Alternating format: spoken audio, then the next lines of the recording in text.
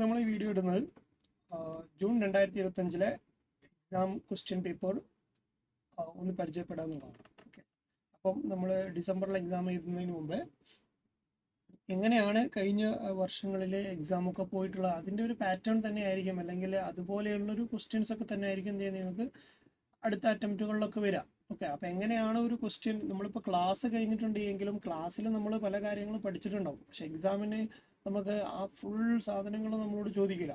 നമ്മളോട് ചില areas base ചെയ്തിട്ടുള്ള സാധനങ്ങൾ മാത്രമായിരിക്കും ചോദിക്കുക അല്ലേ. അതുകൊണ്ട് തന്നെ അപ്പോൾ നമ്മളൊരു ക്ലാസ് കഴിഞ്ഞതിന് ശേഷം നമ്മൾ പിന്നെ കൂടുതൽ എഫേർട്ട് നമ്മൾ ഇടേണ്ടത് പ്രീവിയസ് ഇയർ ക്വസ്റ്റ്യൻസ് സോൾവ് ചെയ്യുന്നതിലാണ് നമ്മൾ ഇടേണ്ടത്. കാരണം പ്രീവിയസ് ഇയർ ക്വസ്റ്റ്യൻസ് ഒരുപാട് സോൾവ് ചെയ്യുന്നതിൻ്റെ ഒരു ബെനിഫിറ്റ് എന്താണെന്ന് വെച്ചാൽ നിങ്ങൾക്ക് എക്സാം ഓറിയൻറ്റഡ് ആയിട്ട് നിങ്ങൾക്ക് ഫോക്കസ് ചെയ്ത് പഠിക്കാൻ പറ്റും. മറ്റേ നിങ്ങൾ ഭയങ്കര ഹാർഡ് വർക്ക് ചെയ്യുന്നുണ്ടോ, ഒരുപാട് പണികൾ എടുക്കുന്നുണ്ടാവും, പക്ഷേ അതൊന്നും ചിലപ്പോൾ നിങ്ങൾക്ക് എക്സാം റിസൾട്ട് തന്നോളന്നില്ല. അപ്പോൾ നിങ്ങൾ പഠിച്ചതിന് ശേഷം നിങ്ങൾ ഓവറോൾ ക്ലാസ്സും കാര്യങ്ങളൊക്കെ കഴിഞ്ഞു, നിങ്ങൾ ഒരു റിവിഷൻ ഒക്കെ ചെയ്ത് തുടങ്ങുന്ന സമയത്ത് നിങ്ങൾ എന്ത് ചെയ്യണം, പ്രീവിയസ് ഇയർ ക്വസ്റ്റ്യൻസും കൂടെ എന്ത് ചെയ്യണം, സ്റ്റഡി ചെയ്യണം. ഓക്കെ, അപ്പോഴാണ് പ്രീവിയസ് ഇയറിലുള്ള ക്വസ്റ്റ്യൻസും കാര്യങ്ങളൊക്കെ എങ്ങനെ ഏതൊക്കെ ഏരിയാസിൽ നിന്ന് എങ്ങനെയൊക്കെ വന്നിട്ടുണ്ട്, ഇത്രമാത്രം ഹാർഡായിട്ടുള്ള ഭാഗങ്ങളുണ്ടോ, അല്ലെങ്കിൽ ഇത്രമാത്രം എളുപ്പമായിരുന്നോ എന്നൊക്കെ നിങ്ങൾക്ക് തോന്നുന്നത് പലപ്പോഴും ഈ ഒരു ക്വസ്റ്റ്യൻസ് കാണുമ്പോഴാണ്. ഓക്കെ, അപ്പം നമുക്ക് ഈ ഒരു ചാപ്റ്ററിലേക്ക് ഈ ഒരു ഇതിലേക്ക് നമുക്ക് പോവാം. ബേസിക്കലി നമ്മൾ ആദ്യം തന്നെ മനസ്സിലാക്കേണ്ടത് നമുക്ക് ഓഡിറ്റിങ്ങിൽ നമുക്ക് 3 ചാപ്റ്റേഴ്സാണ് നമുക്ക് നമ്മുടെ സ്റ്റഡി മെറ്റീരിയൽ നമുക്ക് 6, 7, 8 എന്ന് പറയുന്ന 3 സ്റ്റഡി നോട്ടാണ് നമുക്കുള്ളത്. അല്ലെങ്കിൽ നമുക്ക് ഇങ്ങനെ പറയാം, ബേസിക്സ് ഉണ്ട്, നമുക്ക് ബേസിക്സ് ഉണ്ട്. ബേസിക്സ് നോർമലി 10 മാർക്സിനാണ് എന്ത് ചെയ്യുക ചോദിക്കുക. പിന്നെ നമുക്ക് അതേപോലെ തന്നെ നമുക്ക് കമ്പനി ഓഡിറ്റിൻ്റെ പ്രൊവിഷൻസും കാര്യങ്ങളൊക്കെ വരുന്ന ഒരു ഏരിയ ഉണ്ട്, കമ്പനി ഓഡിറ്റ്സ് ആൻഡ് ഏരിയാസ്. അവിടെ നമുക്ക് 30 മാർക്സിനാണ് എന്ത് ചെയ്യുക ക്വസ്റ്റ്യൻസ് വരിക. അതേപോലെ തന്നെ നമുക്ക് special audits, different types of ഓർഗനൈസേഷനുകളുടെ, ഹോസ്പിറ്റലിൻ്റെ, എഡ്യൂക്കേഷൻ ഇൻസ്റ്റിറ്റ്യൂഷൻ്റെ, സിനിമ തിയേറ്ററിൻ്റെ, ഓക്കെ, അപ്പം അങ്ങനെയുള്ള ഓഡിറ്റുകളുടെ ഒരു ഏരിയ നമുക്കുണ്ട്. ആ ഒരു ഏരിയയിൽ നമുക്ക് 10 മാർക്കിന് നമുക്ക് ചോദിക്കാം. അങ്ങനെയാണ് നമുക്ക് 50 മാർക്ക് വരുന്നത്. ഓക്കെ, പക്ഷേ ഇതൊരു എക്സാക്ട് ഫിഗർ ഒന്നല്ല, നമ്മൾ എന്താണ് പല രീതിയിലാണ് എന്ത് ചെയ്യുക ഇതിൽ എക്സാമിൽ ചോദിക്കുക. ഇപ്പം നിങ്ങൾ നോക്കുകയാണെങ്കിൽ ഇപ്പോൾ ഈ ഒരു അറ്റംപ്റ്റിൽ ഈ ജൂൺ 2025 ശരിക്കും നമുക്ക് ഓഡിറ്റിങ്ങിൽ നമുക്ക് നോക്കുകയാണെങ്കിൽ ഓഡിറ്റിംഗ് കറക്റ്റ് 51 മാർക്കിനാണ് ചോദിച്ചിട്ടുള്ളത്. ഓപ്ഷൻ ക്വസ്റ്റ്യൻസ് എന്ന് പറയുന്നത് ആകെ ഒരു ഒറ്റ മാർക്ക് മാത്രം നമുക്ക് സ്കിപ്പ് ചെയ്യാവുന്ന ഒരു ഭാഗം, അത് സ്കിപ്പ് ചെയ്യാനില്ല നമുക്ക്, കാരണം MCQ ആയതുകൊണ്ട് നമുക്ക് സ്കിപ്പ് ചെയ്യാനുള്ള ഓപ്ഷൻ ഉണ്ടാവില്ല. ഓക്കെ, അപ്പം അതുകൊണ്ട് തന്നെ നിങ്ങൾ ഈ ഒരു വരുന്ന ഭാഗം ഈ ഒരു കറക്റ്റ് ഇപ്പോൾ 50 മാർക്ക് എന്ന് പറയുമ്പോൾ 50 മാർക്കിന് കറക്റ്റ് ഈ ഒരു സ്പെസിഫിക് ഓർഡറിലൊന്നല്ല നമുക്ക് എന്തായിട്ടുള്ള എക്സാമിന് ചോദിച്ചിട്ടുള്ളത്. അപ്പോൾ നിങ്ങൾ നോക്കുകയാണെങ്കിൽ ബേസിക്സ് എന്ന് കഴിഞ്ഞ പ്രാവശ്യം ചോദിച്ചത് കറക്റ്റ് 10 മാർക്കിന് ചോദിച്ചിട്ടുണ്ട്. ഓക്കെ, ഈ ഒരു MCQ അതുപോലെ തന്നെ ആ ക്വസ്റ്റ്യനോടൊക്കെ എന്ത് 10 മാർക്കിന് ചോദിച്ചായിട്ട് നമുക്ക് കാണാം. അതേപോലെ തന്നെ കമ്പനി ഓഡിറ്റിൽ നിന്ന് കഴിഞ്ഞ പ്രാവശ്യം 33 മാർക്കിന് ചോദിച്ചിട്ടുണ്ട്. ഓക്കെ, 30 മാർക്കാണ് ശരിക്കും വെയിറ്റേജ് നമ്മുടെ മെറ്റീരിയലുള്ള, പക്ഷെ 33 മാർക്കിന് നമുക്ക് ഈ ഒരു ക്വസ്റ്റ്യൻ പേപ്പറിൽ നമുക്ക് കാണാൻ പറ്റും. ഓക്കെ, അതേപോലെ തന്നെ നമ്മളോട് ചോദിച്ചിട്ടുള്ളത് നമുക്ക് സ്പെഷ്യൽ ഓഡിറ്റ് നമുക്ക് 8 മാർക്കിനെ ചോദിച്ചിട്ടുള്ളൂ. ഓക്കെ, ഒരു MCQയും ഒരു 7 മാർക്സിൻ്റെ ഒരു ക്വസ്റ്റ്യനും. ഓക്കെ, അത്രയാണ് ചോദിച്ചിട്ടുള്ളത്. അപ്പം ഇത് ഒരു ഫിക്സഡ് മാർക്കൊന്നും ആവണമെന്നില്ല, അങ്ങോട്ടും ഇങ്ങോട്ടൊക്കെ ചെറിയ വേരിയേഷൻസ് നമുക്ക് കാണാൻ പറ്റും. ഓക്കെ, അപ്പോൾ അതാണ് മാർക്കിങ്ങിൻ്റെ ഒരു ഭാഗം എന്ന് പറഞ്ഞാൽ. അപ്പോൾ നമ്മളുടെ ബേസിക് സ്ട്രോങ് ആണെങ്കിൽ നമുക്ക് എന്തായാലും MCQ നമുക്ക് കിട്ടിയിരിക്കണം. ഓക്കെ, അപ്പോൾ MCQയിൽ നോർമലി നമ്മളോട് ഈ പ്രാവശ്യം ചോദിച്ചിട്ടുള്ളത് 9 ക്വസ്റ്റ്യൻസ് ആണ് നമുക്ക് ഓഡിറ്റിങ്ങിൽ MCQയിൽ നമുക്ക് ചോദിച്ചിട്ടുള്ളത്. ഓക്കെ, എല്ലാം നമ്മൾ ക്ലാസ്സിൽ ഡിസ്കസ് ചെയ്ത പോയിന്റുകൾ തന്നെയാണ് എല്ലാം വന്നിട്ടുള്ളത്, നമുക്ക് കാണാൻ പറ്റും. ഓക്കെ, അപ്പോൾ നമുക്കൊന്ന് എന്ത് ചെയ്യാം നോക്കാം. സെക്ഷൻ എ എന്ന് പറയുന്നത് MCQ ആണ്. MCQയിൽ using the work of another auditor is guided by. Okay, ഇവിടെ essay ആണ് ചോദിച്ചിട്ടുള്ളത്. ഓക്കെ, അപ്പോൾ essay നമ്മൾ നോക്കുന്ന സമയത്ത് ഈ ഒരു essay 600 സീരീസിൽ വരുന്ന ഒരു essay ആണ്. 600 സീരീസ് എന്ന് പറയുമ്പോൾ ഇതിലാകെ ഒരൊറ്റ സീരീസ് ഉള്ളൂ, പക്ഷെ അതെങ്ങനെയാണ് നമ്മൾ നോക്കുക, നമ്മൾ ഓൾറെഡി നമുക്കറിയാം നമ്മൾ ബേസിക് പ്രിൻസിപ്പിൾസ് ഗവേണിംഗ് ആൻഡ് ഓഡിറ്റിൽ നമ്മൾ പറഞ്ഞിട്ടുണ്ടായിരുന്നു. നമ്മൾ വർക്ക് പെർഫോംഡ് ബൈ അതേഴ്സ് അല്ലേ, വർക്ക് പെർഫോംഡ് ബൈ അതേഴ്സ്, ഈ അതേഴ്സിൻ്റെ വർക്ക് നമ്മൾ എന്ത് ചെയ്യും ഡിപ്പെൻഡ് ചെയ്യേണ്ടി വരും, റൈറ്റ്? അപ്പോൾ ഈ വർക്ക് പെർഫോംഡ് ബൈ അതേഴ്സിൽ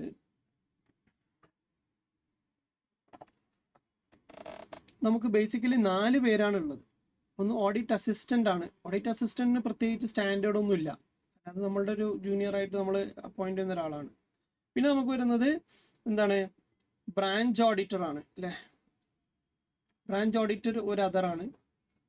അതേപോലെ തന്നെ നമുക്ക് പിന്നെ വരുന്നത് എന്താണ്, ഇന്റേണൽ ഓഡിറ്റർ ആണ്. പിന്നെ നമുക്ക് വരുന്നത് എന്താണ്, എക്സ്പേർട്ട് ആണ് അല്ലേ? അപ്പോൾ നമ്മൾ നോക്കുകയാണെങ്കിൽ നമുക്ക് ഓഡിറ്റ് അസിസ്റ്റന്റിനെ അല്ലാത്ത ബാക്കിയുള്ള 3 പേർക്കും 3 പേരുടെയും വർക്ക് നമ്മൾ ഡിപ്പെൻഡ് ചെയ്യേണ്ടി വരുമ്പോൾ എങ്ങനെയാണ് നമ്മൾ അതിനെ കൺസിഡർ ചെയ്യേണ്ടത് എന്ന് പറയുന്ന സ്റ്റാൻഡേർഡ് നമുക്ക് കാണാൻ പറ്റും.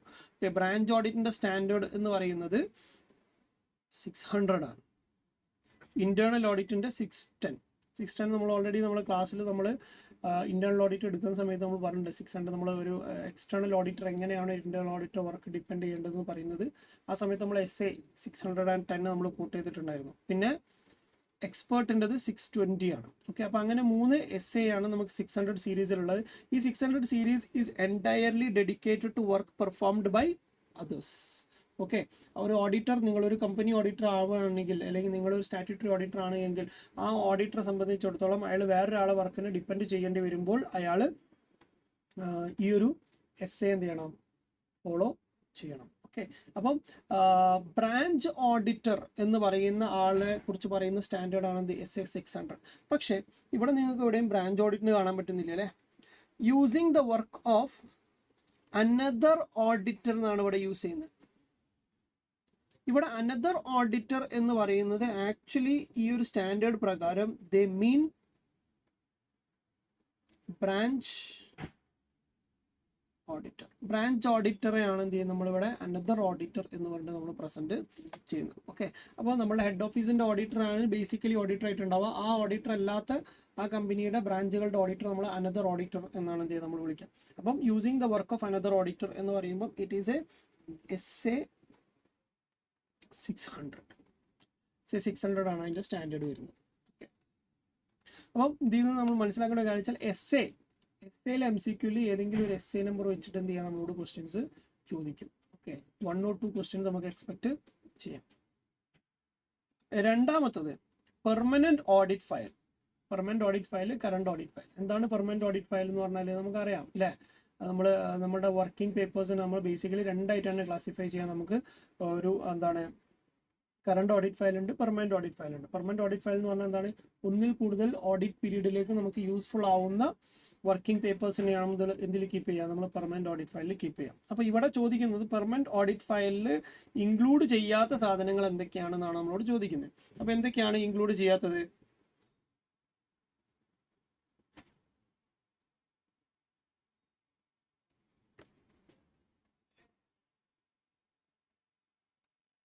a record of study and evaluation of internal control system. Okay, internal control systemത്തിന്റെ റെക്കോർഡ് ആൻഡ് സ്റ്റഡി നമ്മൾ പെർമനന്റ് ഓഡിറ്റ് ഫയലിലാണ് നമ്മൾ കീപ്പ് ചെയ്യാറ്. കാരണം എന്താ, ഇന്റേണൽ കൺട്രോളിന്റെ സ്റ്റഡി ആൻഡ് ഇവാലുവേഷൻ നമ്മൾ ഡീറ്റെയിൽ സ്റ്റഡി നമ്മൾ ഒരിക്കലും ഇയർലി ചെയ്യില്ല, വൺസ് ഇൻ എ 5 year ആക്കാണ് ചെയ്യുക. അപ്പോൾ ആ ഒരു അടുത്ത ഒരു ഇന്റേണൽ കൺട്രോൾ സ്റ്റഡി ചെയ്യുന്നത് വരെ ഇതൊരു റെഫറൻസ് ഫയലായിട്ട് നമ്മൾ യൂസ് ചെയ്യും. സോ അതുകൊണ്ട് തന്നെ ഇന്റേണൽ ഓഡിറ്റ് എന്ന് പറയും, ഇന്റേണൽ കൺട്രോൾ സിസ്റ്റം എന്ന് പറയുന്നതിൻ്റെ റെക്കോർഡ് ആൻഡ് ഇവാലുവേഷൻ എന്ന് പറയുന്നത് പെർമനന്റ് ഓഡിറ്റ് ഫയലാണ് വരിക. പിന്നെ significant audit observation of earlier year. Significant എന്ന് പറഞ്ഞാൽ ഇമ്പോർട്ടൻസ് ഉള്ള ഒരു ഒബ്സർവേഷൻ ആണ്. ആ ഒബ്സർവേഷൻ നമുക്ക് it will be useful for next years also. അപ്പോൾ അതുകൊണ്ട് തന്നെ എന്തിൽ വരിക, അത് പെർമനന്റ് ഓഡിറ്റ് ഫയലിൽ വരണം. പിന്നെ copy of management letter, management ലെറ്ററിന്റെ കോപ്പി. അതേപോലെ തന്നെ analysis of significant ratios and trends. വെറും റേഷ്യോസ് മാത്രമല്ല, സിഗ്നിഫിക്കൻറ്റ് റേഷ്യോസ് എന്ന് പറഞ്ഞാൽ നമ്മൾ ഇമ്പോർട്ടൻ്റ് ആയിട്ടുള്ള ചില റേഷ്യോസ് കാര്യങ്ങളൊക്കെ നമുക്ക് കമ്പാരിസൺസിന് വേണ്ടിയിട്ട് അടുത്ത വർഷത്തേക്കൊക്കെ നമുക്ക് ആവശ്യമുണ്ടാവും. അപ്പോൾ അതുകൊണ്ട് തന്നെ അങ്ങനെയുള്ള സിഗ്നിഫിക്കൻറ്റ് റേഷ്യോസ് ആൻഡ് ട്രെൻഡ്സും കാര്യങ്ങളൊക്കെ ഉണ്ട് എങ്കിൽ അതൊക്കെ എന്തിലാണ് വരിക, അതൊക്കെ പെർമനന്റ് ഓഡിറ്റ് ഫയൽ തന്നെ കീപ്പ് ചെയ്യണം. ഓക്കെ, അപ്പം ഇതിൽ എക്സംഷൻ ആയിട്ട് അല്ലെങ്കിൽ കറണ്ട് ഓഡിറ്റ് ഫയലിൽ വരുന്ന സാധനം എന്ന് പറഞ്ഞാൽ കോപ്പി ഓഫ് മാനേജ്മെന്റ് ലെറ്റർ ആണ്. മാനേജ്മെന്റ് ലെറ്റർ നമ്മൾ എല്ലാ വർഷവും നമ്മൾ എന്ത് ചെയ്യണം, വാങ്ങണം. ഓക്കെ, മാനേജ്മെന്റ് ലെറ്റർ ഓരോ വർഷത്തെ റിക്വയർമെന്റ് അനുസരിച്ച് നമ്മൾ എന്ത് ചെയ്യും, സെപ്പറേറ്റ് മാനേജ്മെന്റ് ലെറ്റേഴ്സ് നമ്മൾ എന്ത് ചെയ്യും, അവരുടെ അടുത്ത് നിന്ന് ചോദിച്ചു വാങ്ങും. ഓക്കെ,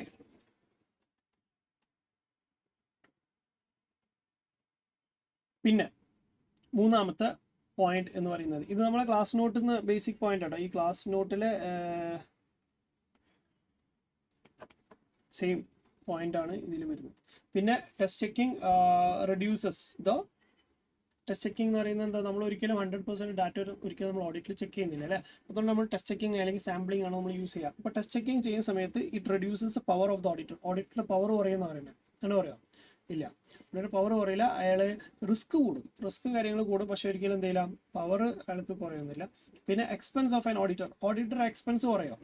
ടെസ്റ്റ് ചെക്കിംഗ് ചെയ്യുമ്പോൾ സ്വാഭാവികമായിട്ടും ഓഡിറ്ററുടെ എക്സ്പെൻസസ് എന്ന് പറയുന്നത് ഇൻഡയറക്ട്ലി കുറയും എന്ന് പറയാം. കാരണം നമ്മളുടെ ഫീസും കാര്യങ്ങളൊക്കെ നമ്മൾ കമ്പയർ ചെയ്യുന്ന സമയത്ത്, ഫുൾ ഓഡിറ്റ് ചെയ്യുന്ന സമയത്ത് നമ്മൾ ഒരുപാട് എംപ്ലോയീസിന് അവിടെ കൊടുക്കേണ്ടി വരും. അപ്പോൾ ആ സമയത്ത് നമുക്ക് ടെസ്റ്റ് ചെക്കിംഗ് ചെയ്യുന്ന സമയത്ത് എംപ്ലോയീസിൻ്റെ എണ്ണം കുറയ്ക്കാം, അവരുടെ ഹവർ കുറയ്ക്കാം. സ്വാഭാവികമായിട്ടും നമുക്ക് ആ ഓഡിറ്റ് റിലേറ്റഡ് എക്സ്പെൻസസ് കുറയാൻ സാധ്യത ഉണ്ട്.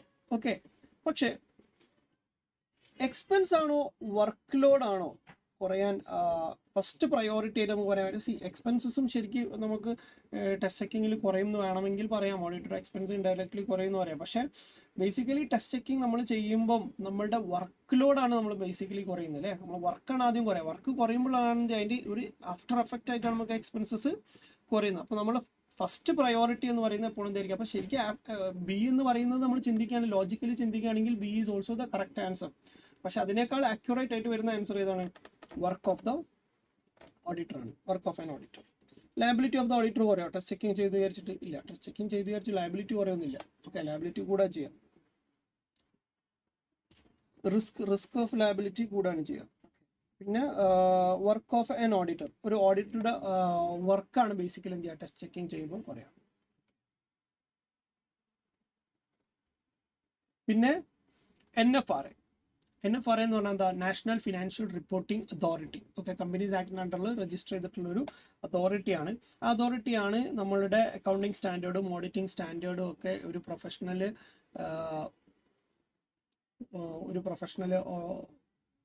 ഓഡിറ്റ് ചെയ്തതൊക്കെ ഇത് ബേസിലാണെന്നൊക്കെ ചെക്ക് ചെയ്യുന്നത് ഈ ഒരു അതോറിറ്റിയാണ് ചെയ്യുക. ഈ NFRAയുടെ ക്വസ്റ്റ്യൻ നമുക്ക് വരുന്നുണ്ട് ഈ ഒരു വർഷം, നമുക്ക് 7 മാർക്സിന് ചോദിച്ചൊരു ക്വസ്റ്റ്യൻ ആണ്. അപ്പോൾ അത് നമ്മൾ ഒന്നുകൂടി ഡീറ്റെയിൽ ആയിട്ട് ഡിസ്കസ് ചെയ്യാം. അപ്പോൾ NFRAയുടെ അണ്ടറിൽ വരുന്ന കമ്മിറ്റികൾ എന്ന് പറയുന്നത് 3 കമ്മിറ്റീസ് ആണ് നമുക്കുള്ളത്. ഒന്ന് അക്കൗണ്ടിങ് സ്റ്റാൻഡേർഡ് കമ്മിറ്റി, പിന്നെ ഓഡിറ്റിംഗ് സ്റ്റാൻഡേർഡ് കമ്മിറ്റി, അതുപോലെ തന്നെ എൻഫോഴ്സ്മെന്റ് കമ്മിറ്റി. ഈ 3 കമ്മിറ്റീസും NFRAയുടെ അണ്ടറിൽ വരുന്ന കമ്മിറ്റിയാണ്. So answer will be all of the above. All of the above will be the right answer. പിന്നെ CRA ഞാൻ ഓൾറെഡി പറഞ്ഞിട്ടുണ്ട്. ADT1 അല്ലെങ്കിൽ CRA ഒക്കെ ബേസിക്കലി നമ്മളുടെ എക്സാമിന് എല്ലാ സമയത്തും കൺസിസ്റ്റൻ്റ് ആയിട്ട് ഇതിൽ ഏതെങ്കിലും ഒന്നൊക്കെ ചോദിക്കാറുണ്ട്. അപ്പോൾ ഈ പ്രാവശ്യം ചോദിച്ചത് CRA ആണ് അല്ലേ. CRA cost records are to be maintained as per form CRA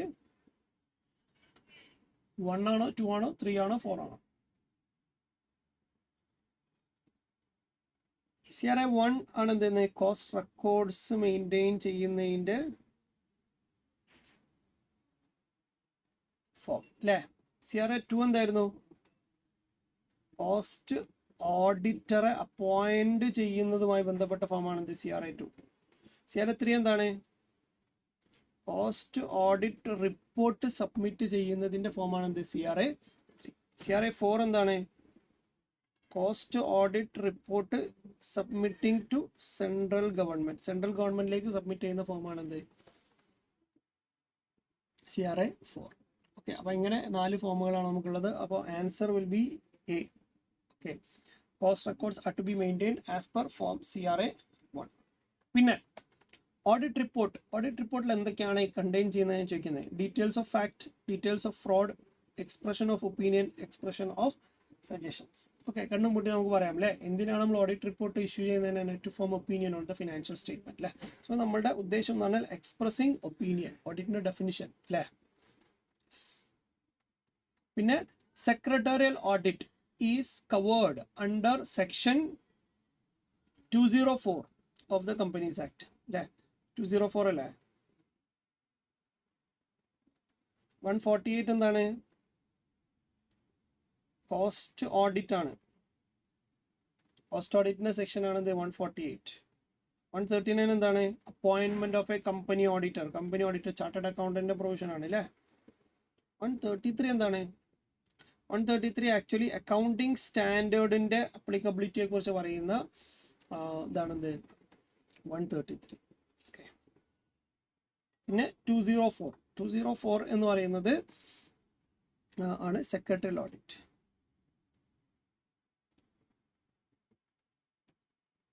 secretarial audit. Okay, 204 ആണ് എന്ത് റൈറ്റ് ആൻസർ. അപ്പോൾ സെക്ഷൻ നമ്പർ പഠിക്കണം എന്ന് മനസ്സിലായില്ലേ? സെക്ഷൻ നമ്പർ ഇതിന്നൊക്കെ ഒരു 3 മാർക്കിനാണ് നമ്മൾ സെക്ഷൻ നമ്പർ, CRA, അതുപോലെ തന്നെ ADT എന്നൊക്കെ നമ്മൾ ചോദിച്ചത്. അപ്പോൾ നമ്മൾ ക്ലാസ് എടുക്കുമ്പോൾ തന്നെ നമ്മളിത് ഓൾറെഡി പല സമയത്തായിട്ട് നമ്മൾ റിവൈസ് ചെയ്തിട്ടുണ്ടെങ്കിൽ പോലും അത് ഇടയ്ക്കിടയ്ക്ക് എന്ത് ചെയ്യണം, മന്ത്ലി ഒന്ന് ജസ്റ്റ് ഒന്ന് റിഫ്രഷ് ചെയ്ത് നോക്കണം. വെറുതെ ഒരു 3-4 മാർക്ക് നമ്മൾ ഈ ലാസ്റ്റ് മിനിറ്റിൽ നമ്മൾ ലാസ്റ്റ് ഈ ഒരു 38, 39 പോകുന്ന ആളുകൾക്കൊക്കെ ഈ ഒരു മാർക്ക് ഭയങ്കര ഇമ്പോർട്ടൻ്റ് ആണ്. MCQ എന്ന് പറഞ്ഞ സാധനം. ദെൻ അടുത്ത ക്വസ്റ്റ്യൻ എന്ന് പറയുന്നത് ആക്ച്വലി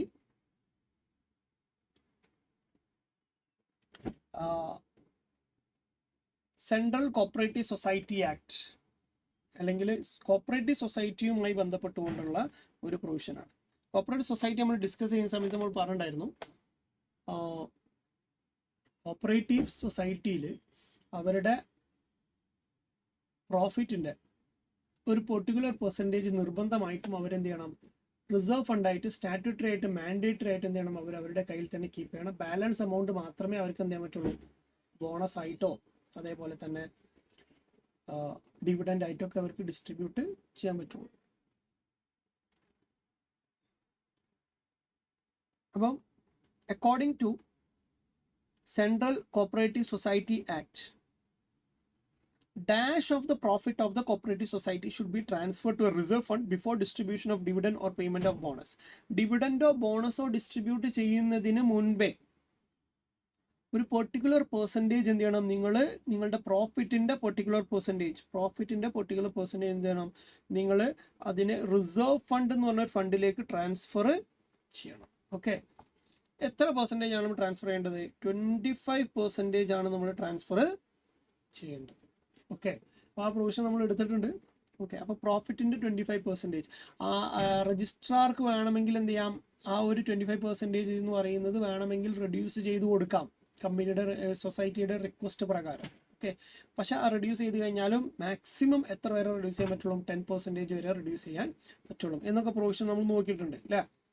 അപ്പം ആ ഒരു ഏരിയ എന്നാണ് ഈ ക്വസ്റ്റ്യൻ വന്നിട്ടുള്ളത്. ദെൻ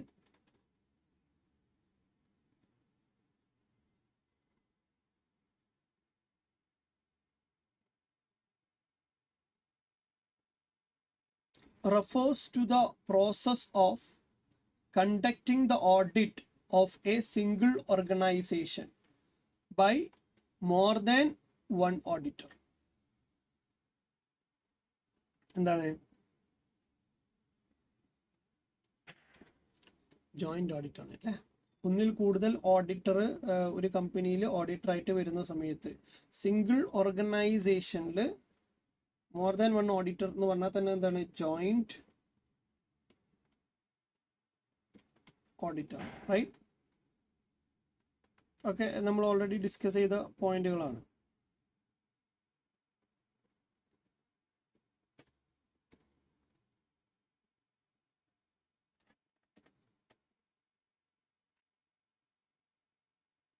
അപ്പോൾ 9 ക്വസ്റ്റ്യൻസ് ആണ് നമ്മൾ അതിന് ചോദിച്ചിട്ടുള്ളത്. നൗ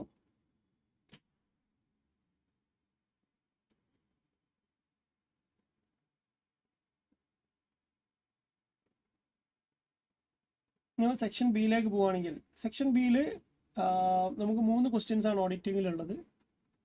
2, 3, 4 എന്ന് പറയുന്ന 3 ക്വസ്റ്റ്യൻസ് നമുക്ക് കാണാൻ പറ്റും. ഈ 3 ക്വസ്റ്റ്യൻസിലും 14 മാർക്കിൻ്റെ ആണ് ടോട്ടൽ മാർക്ക്. 14 മാർക്കാണ് വരുന്നത്. അതിൽ തന്നെ 7 മാർക്കിന് 2 ക്വസ്റ്റ്യൻസ് ആണ് എന്ത് ചെയ്യുക, നമ്മളോട് ചോദ്യം ചെയ്യും. ഓക്കെ, അപ്പോൾ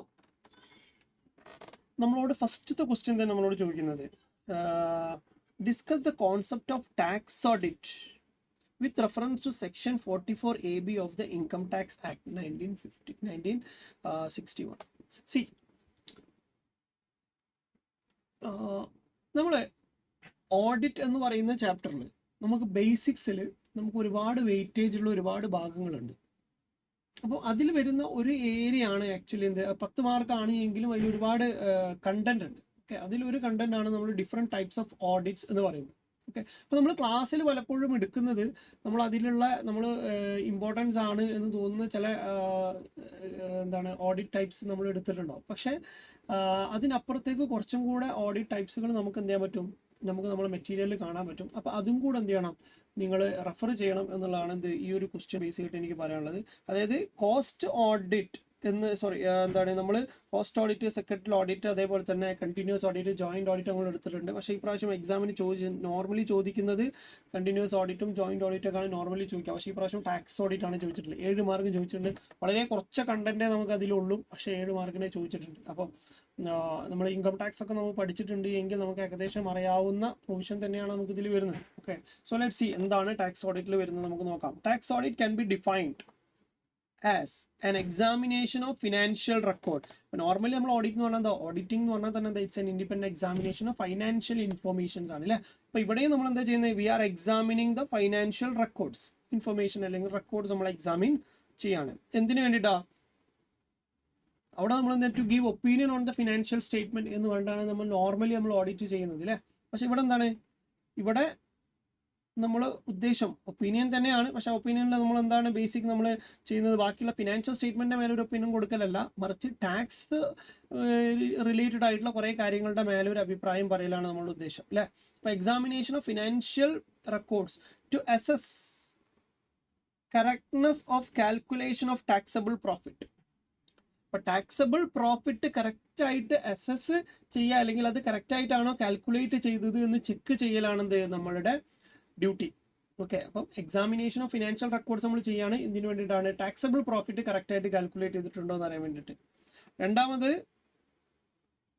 to ensure compliance with the provisions of income tax act. Income tax ആക്റ്റുമായിട്ടുള്ള കംപ്ലയൻസ് കറക്റ്റായിട്ട് ഫോളോ ചെയ്തിട്ടുണ്ട്, ഇൻകം ടാക്സ് ആക്ട് കറക്റ്റായിട്ട് ഫോളോ ചെയ്തിട്ടുണ്ടോ എന്ന് എന്ത് ചെയ്യാം, നമുക്ക് ചെക്ക് ചെയ്യണം. ഓക്കെ, അതേപോലെ തന്നെ ഓൾസോ എൻഷുർ മൂന്നാമത്തെ point, ensure of fulfilment of conditions of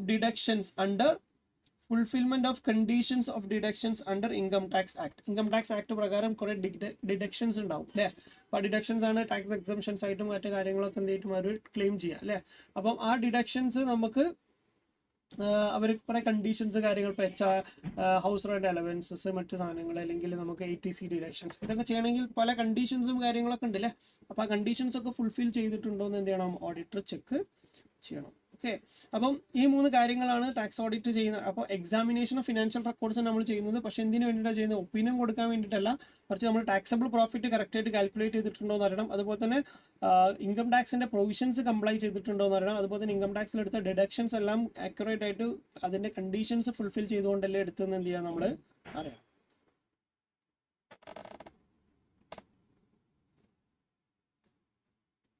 tax audit എന്ന് പറയുന്നത് ഫിനാൻഷ്യൽ ഓഡിറ്റിന് പുറമെ ഇൻ അഡീഷൻ ആയിട്ട് നമുക്ക് ചെയ്യുന്നൊരു ഓഡിറ്റ് ആണ്. ഫിനാൻഷ്യൽ ഓഡിറ്റ് ചെയ്തു എന്നുള്ളതുകൊണ്ട് നമുക്ക് ടാക്സ് ഓഡിറ്റിൽ നിന്ന് എക്സംഷൻസോ കാര്യങ്ങളോ ഉണ്ടാവില്ല. ടാക്സ് ഓഡിറ്റ് എന്ന് പറയുന്നത് നമ്മളെ ഫൈനാൻഷ്യൽ ഓഡിറ്റിന്റെ പുറമെ നമ്മൾ ചെയ്യുന്ന ഒരു ഓഡിറ്റിംഗ് സാധനമായിരിക്കും. ഓക്കെ, സിൻസ് എന്തുകൊണ്ടാണ് നമ്മൾ അങ്ങനെ ചെയ്യുന്നത്, കാരണം ഫിനാൻഷ്യൽ ഓഡിറ്റിൽ നമുക്ക് P&L ബാലൻസ് ഷീറ്റ് ഒക്കെ ഉണ്ടാവില്ലേ.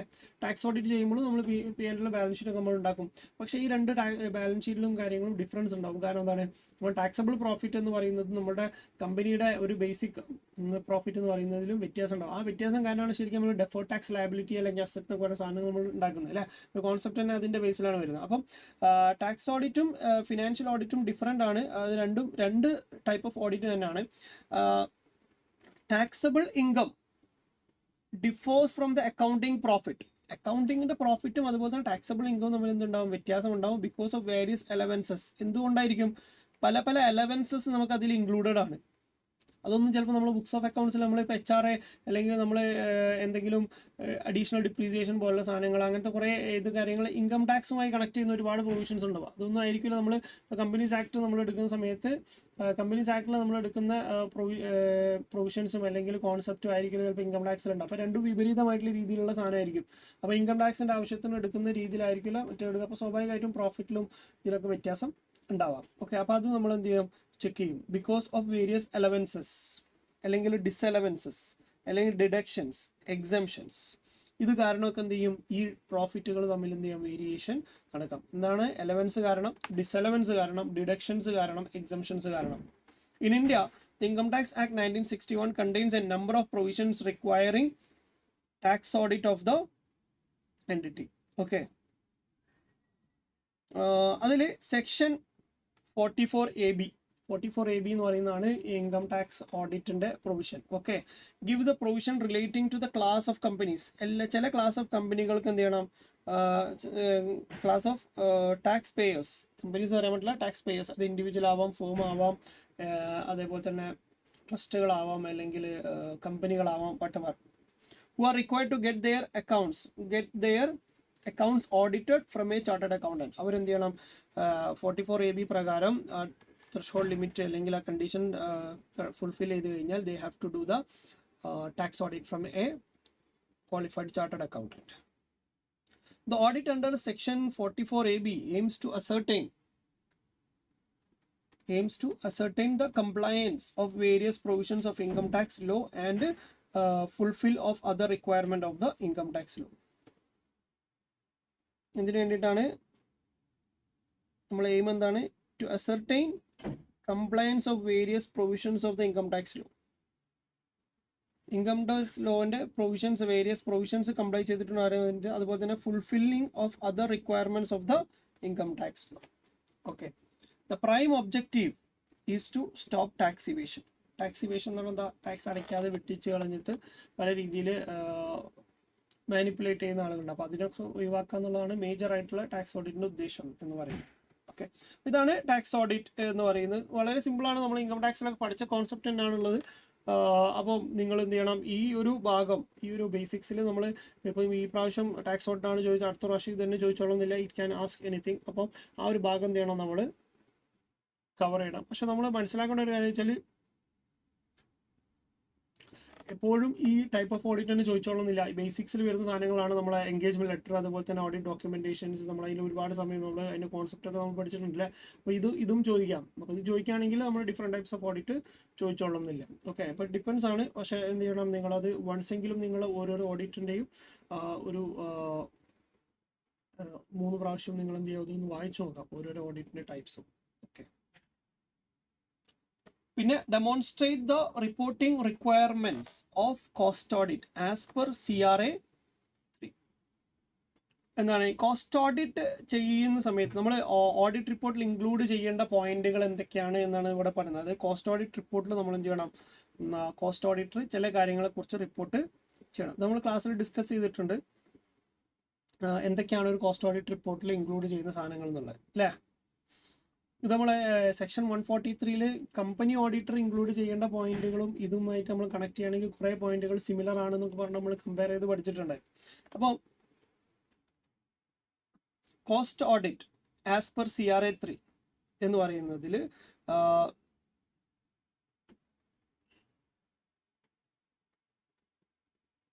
എന്തൊക്കെയാണ് വരുന്നത് നമുക്ക് നോക്കാം. ആദ്യം തന്നെ ഓഡിറ്റ് റിപ്പോർട്ടിൽ അയാൾ ബേസിക് ഓഡിറ്റ് റിപ്പോർട്ടിൽ അയാൾ കുറേ കാര്യങ്ങൾ, അയാൾ ഒപ്പീനിയൻസും കാര്യങ്ങളൊക്കെ പറയും. അതിന് പുറമെ CRA 3 പ്രകാരം നിർബന്ധമായിട്ടും ഈ പോയിന്റുകളൊക്കെ അയാൾ ആഡ് ചെയ്യണം. ഒന്ന്, അയാൾ എന്താ പറയണ്ടേ, വെദർ ഹി ഹാസ് ഒബ്റ്റൈൻഡ്, അയാൾ ഒബ്റ്റൈൻ ചെയ്തിട്ടുണ്ടോ എല്ലാ ഇൻഫർമേഷനും എക്സ്പ്ലനേഷനും necessary for the purpose of audit. ഓഡിറ്റിന് ആവശ്യമായിട്ടുള്ള എല്ലാ ഇൻഫർമേഷനും എക്സ്പ്ലനേഷനും അയാൾ റിസീവ് ചെയ്തിട്ടുണ്ടോ, അല്ലെങ്കിൽ അയാൾ ഇൻഫർമേഷൻ ഒബ്റ്റൈൻ ചെയ്തിട്ടുണ്ടോ, കളക്ട് ചെയ്തിട്ടുണ്ടോ എന്ന് എന്ത് ചെയ്യണം, അയാൾ ഉറപ്പുവരുത്തണം. അത് ഓഡിറ്റ് റിപ്പോർട്ടിൽ അയാൾ മെൻഷൻ ചെയ്യുകയും വേണം. രണ്ടാമത്തത്, whether proper cost records have been maintained by the company proper cost records maintain ചെയ്തിട്ടുണ്ടോ എന്ന് എന്ത് ചെയ്യണം, ഓഡിറ്റർ ചെക്ക് ചെയ്യണം. ഒന്നെന്താണ്, എല്ലാ ഇൻഫർമേഷൻ എക്സ്പ്ലെയിൻ നമ്മൾ കളക്ട് ചെയ്തിട്ടുണ്ടോ നോക്കണം. അതുപോലെ തന്നെ കമ്പനി അവരുടെ proper books of accounts, cost audit reports, cost records പ്രോപ്പറായിട്ട് മെയിൻറ്റെയിൻ ചെയ്തിട്ടുണ്ടോ എന്ന് എന്ത് ചെയ്യണം, ചെക്ക് ചെയ്യണം. Whether in his opinion proper return adequate for the purpose of cost audit have been received from the branches not visited by him. ഇപ്പം manufacturing അല്ലെങ്കിൽ servicing ഒക്കെ നടക്കും. ഒരു കമ്പനി എന്ന് പറയുന്ന കമ്പനിക്ക് പല പല സ്ഥലങ്ങളിൽ എന്തുണ്ടാവും, ഡിവിഷനുകൾ ഉണ്ടാവും അല്ലേ. അപ്പോൾ ഈ കോസ്റ്റ് ഓഡിറ്റർ എന്ന് പറയുന്ന ആൾക്ക് എല്ലാ ഡിവിഷനിലും പോയിട്ട് മാനുഫാക്ചറിങ് അല്ലെങ്കിൽ അവിടെയൊക്കെ നടക്കുന്ന മാനുഫാക്ചറിങ് യൂണിറ്റുകളൊക്കെ കണ്ട് അവിടുന്ന് സ്റ്റോക്ക് റെക്കോർഡ്സ് കളക്ട് ചെയ്യാന്ന് പറഞ്ഞാൽ പ്രാക്ടിക്കലി പോസിബിൾ ആവണമെന്നില്ല. അപ്പം അയാൾ എന്ത് ചെയ്യും, അയാൾ ബേസിക് ഹെഡ് ഓഫീസിൽ പോകും. ഹെഡ് ഓഫീസ് അല്ലെങ്കിൽ മേജർ പ്രോസസ്സിങ് അല്ലെങ്കിൽ മാനുഫാക്ചറിങ് നടക്കുന്ന സ്ഥലത്ത് പോകും. എന്നിട്ട് അവിടേക്ക് എന്ത് ചെയ്യും, ബാക്കിയുള്ള അയാൾ വിസിറ്റ് ചെയ്യാത്ത ബ്രാഞ്ചുകളിൽ നിന്നുള്ള റിപ്പോർട്ട്സ് അയാളെ അങ്ങോട്ടേക്ക് വരുത്തിക്കുകയാണ് ചെയ്യേണ്ടത്. ഓക്കെ, അപ്പോൾ അത് പ്രോപ്പറായിട്ട് അയാൾക്ക് കിട്ടിയിട്ടുണ്ടോ എന്ന് എന്ത് ചെയ്യണം, അയാൾ ചെക്ക് ചെയ്യണം. കാരണം ഇതെല്ലാം കൂടെ ചേർന്നിട്ടാണ്, എല്ലാ റെക്കോർഡ്സും കൂടെ ചേർന്നിട്ടാണ് നമ്മൾ ഫിനാൻഷ്യൽ സ്റ്റേറ്റ്മെന്റിൽ ഉണ്ടാവുക. പക്ഷേ അത് പല പല സ്ഥലങ്ങളിലായിട്ടായിരിക്കും അതിൻ്റെ റെക്കോർഡ്സ് ഉണ്ടാവും. അപ്പോൾ അതിൻ്റെ റെക്കോർഡ്സ് കറക്റ്റായിട്ട് ഈ ഒരു മെയിൻ ഓഡിറ്റർക്ക് കിട്ടിയിട്ടില്ല എന്ന് എന്ത് ചെയ്യണം, അയാൾ വിസിറ്റ് ചെയ്യാത്ത ബ്രാഞ്ചുകളിൽ നിന്ന് കിട്ടിയിട്ടില്ല എന്ന് എന്ത് ചെയ്യണം, അയാൾ ഓഡിറ്റ് റിപ്പോർട്ടിൽ മെൻഷൻ ചെയ്യണം.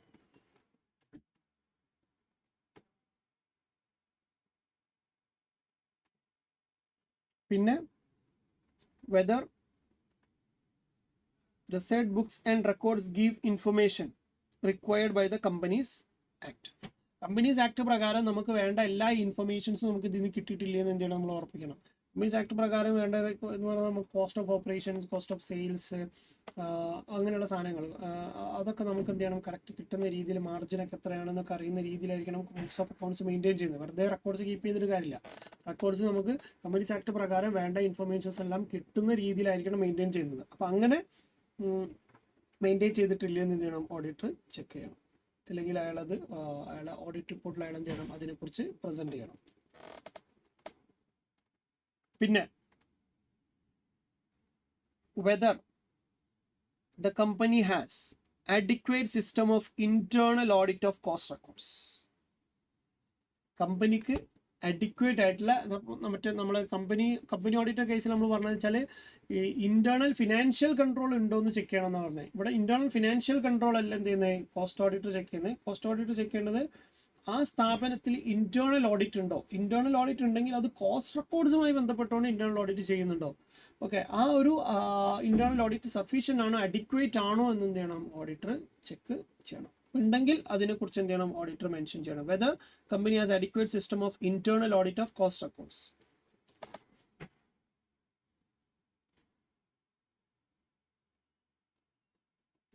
പിന്നെ whether in his opinion information statements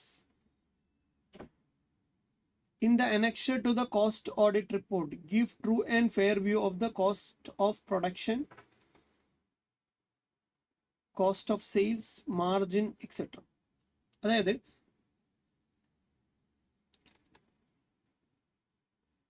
cost audit റിപ്പോർട്ടിന്റെ കൂടെ ഇപ്പോൾ അനക്ഷർ എന്ന് പറഞ്ഞാൽ എന്താ, അനക്ഷർ എന്ന് പറഞ്ഞാൽ എന്താണ്, it is something which is additional to the main audit report അല്ലേ. ഇപ്പോൾ കോസ്റ്റ് ഓഡിറ്റ് റിപ്പോർട്ടിന്റെ കൂടെ അതിന്റെ താഴെയായിട്ട് നമുക്ക് കുറേ അനക്ഷേഴ്സ് ഉണ്ടാവും.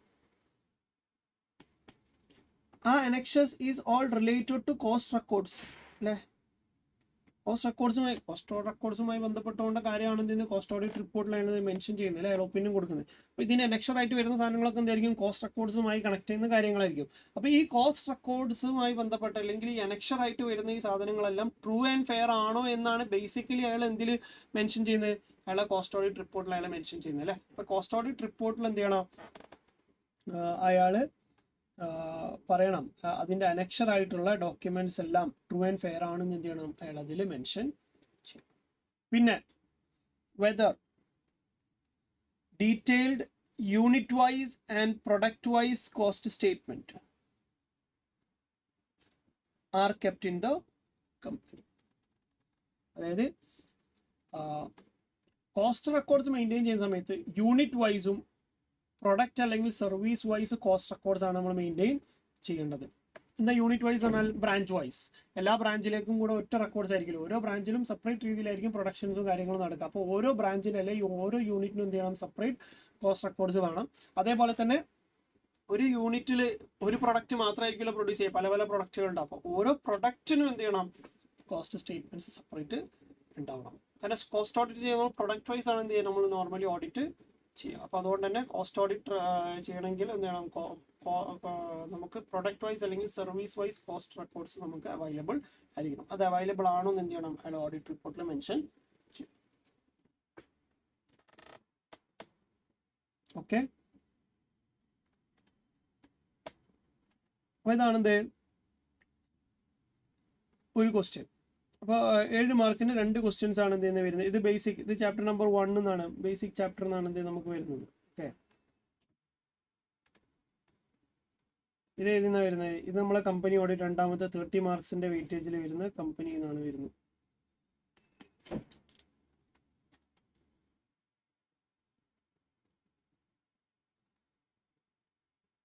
പിന്നെ അടുത്ത ക്വസ്റ്റ്യൻ 7 മാർക്കിന് 2 ക്വസ്റ്റ്യൻസ് വരുന്നതിൽ അതിലൊന്ന് കാരോ, കമ്പനി ഓഡിറ്റേഴ്സ് റിപ്പോർട്ട് ഓർഡർ എന്ന് പറയുന്നത് ഇതിന്നാണ്. അതിൻ്റെ അപ്ലിക്കബിലിറ്റി അല്ല ചോദിക്കുന്നത്, ആ കാരോയിലുള്ള 3 സബ് ഡിവിഷൻ, സബ് പോയിന്റുകളാണ് ചെയ്യുന്നത് ചോദിക്കുന്നു. ഓക്കെ, അപ്പം സബ് ക്ലോസ് നമ്പർ 3ൽ നമുക്ക് വരുന്ന 5ാമത്തെ ക്ലോസ്, അതേപോലെ തന്നെ 7ാമത്തെ ക്ലോസ്, 11ാമത്തെ ക്ലോസ്. അതിൽ 5ാമത്തെ ക്ലോസ് എന്തിനെ കുറിച്ചാണ്? അക്സെപ്റ്റൻസ് ഓഫ് ഡെപ്പോസിറ്റ്സ് അക്സെപ്റ്റ് ചെയ്യുന്നതുമായി ബന്ധപ്പെട്ടുള്ള ക്ലോസ് ആണ്. അപ്പോൾ എന്താണ് കാരോ എന്ന് പറഞ്ഞാൽ? കാരോ എന്ന് പറഞ്ഞു കഴിഞ്ഞാൽ ഞാൻ നേരത്തെ പറഞ്ഞ മാതിരി നമ്മളെ കമ്പനി കോസ്റ്റ് ഓഡിറ്റ് റിപ്പോർട്ടിന് കൂടെ അനക്ഷറായിട്ട് നമ്മൾ ആഡ് ചെയ്യുന്നത് എന്ന് പറഞ്ഞില്ല, കോസ്റ്റ് റിപ്പോർട്ട്. അതേപോലെ തന്നെ നമ്മളെ ബേസിക് ഓഡിറ്റ് റിപ്പോർട്ട് ഉണ്ടാവും, ഓഡിറ്റ് റിപ്പോർട്ട്. ഈ ഓഡിറ്റ് റിപ്പോർട്ടിന്റെ താഴെ അനക്ഷറായിട്ട് ആഡ് ചെയ്യുന്ന റിപ്പോർട്ടാണ് ആക്ച്വലി എന്ത്? കാരോ, കമ്പനി ഓഡിറ്റേഴ്സ് റിപ്പോർട്ട് ഓർഡർ. അപ്പോൾ ചില കമ്പനികൾ നിർബന്ധമായിട്ട് എന്ത് ചെയ്യണം? ഈ കാരോ റിപ്പോർട്ട് ആഡ് ചെയ്യണം. അപ്പോൾ കാരോയിൽ വരുന്നത് എന്തൊക്കെയാണ് നമ്മൾ നോക്കുകയാണെങ്കിൽ അതിൽ ഒരുപാട് കാര്യങ്ങൾ, 10-20ഓളം ഐറ്റംസ് നമുക്ക് അതിൽ കാണാൻ പറ്റും. എന്നാൽ അതിലെ 3 പോയിന്റുകളാണ് എന്ത് ചെയ്യുന്നത്, 3 ക്ലോസുകൾ മാത്രമാണ് എന്ത് ചെയ്തിട്ടുള്ളത് ചോദിച്ചിട്ടുള്ളത്. ഒന്ന് acceptance of deposits, statutory dues, reporting fraud.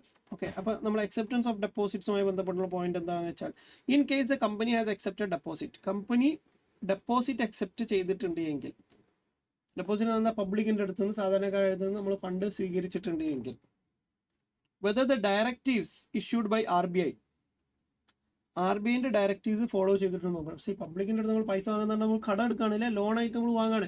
Loan വാങ്ങുന്ന സമയത്ത് നോർമലി ആ ലോൺ എന്ന് പറയുന്ന സാധനം നമ്മൾ ബാങ്കിൽ നിന്ന് അല്ലാതെ നമ്മളൊക്കെ എടുക്കുകയാണെങ്കിൽ അത് എന്ത് ചെയ്യണം? ബാങ്കിൽ നിന്ന് എടുക്കുകയാണെങ്കിൽ നോർമലി ആ ബാങ്ക് ഓൾറെഡി ആർ ബി ഐൻ്റെ റെഗുലേഷൻ്റെ അണ്ടറിൽ വരുന്നതായതുകൊണ്ട് നമ്മൾ പ്രത്യേകം ആർ ബി ഐൻ്റെ അടുത്ത് നമ്മളായിട്ട് പോയിട്ട് എടുക്കേണ്ട ആവശ്യമില്ല. കമ്പനികൾ പോയിട്ട് നമ്മൾ ആർ ബി ഐൻ്റെ അടുത്ത് അപ്രൂവൽ വാങ്ങേണ്ട ആവശ്യമില്ല നമ്മൾ ലോൺ എടുക്കുമ്പോൾ. പക്ഷേ പബ്ലിക്കിൻ്റെ അടുത്ത് നിന്ന് ഫണ്ട് റേസ് ചെയ്യുന്ന സമയത്ത് there should be some directives that you have to follow which is issued by RBI. Okay, അപ്പോൾ അത് ഫോളോ ചെയ്തിട്ടുണ്ടോ നോക്കുക. അതേപോലെ തന്നെ provisions of section 73 to 76. 73 to 76 എന്ന് പറഞ്ഞാൽ it is related to public ഡെപ്പോസിറ്റുമായി കണക്ട് ചെയ്യുന്ന പ്രൊവിഷനാണ് എന്ത് 73 to 76. അതെന്ത് ചെയ്യണം? അപ്പോൾ ഈ കമ്പനീസ് ആക്ട് പ്രകാരമുള്ള ഈ പ്രൊവിഷൻസ് നമ്മൾ നോക്കണം. And or any other relevant provisions of the act. ഈ ആക്ടിലെ വേറെ ഏതെങ്കിലും റിലവൻറ്റ് പ്രൊവിഷൻ എന്ത് ചെയ്യണം? നമ്മൾ ചെക്ക് ചെയ്യണം.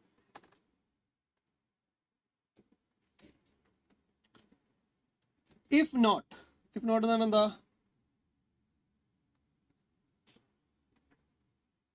The nature of contravention should be stated. അതായത് നിങ്ങൾ ഇത് ഫോളോ ചെയ്തിട്ടില്ല എങ്കിൽ, അതായത് ആർ ബി ഐയുടെയോ അല്ലെങ്കിൽ കമ്പനീസ് ആക്ടിൻ്റെയോ പ്രൊവിഷൻ നിങ്ങൾ ഫോളോ ചെയ്തിട്ടില്ല എങ്കിൽ, നിങ്ങൾ കോൺട്രവൈൻ ചെയ്തിട്ടുണ്ട് എങ്കിൽ, the nature of contravention should be stated.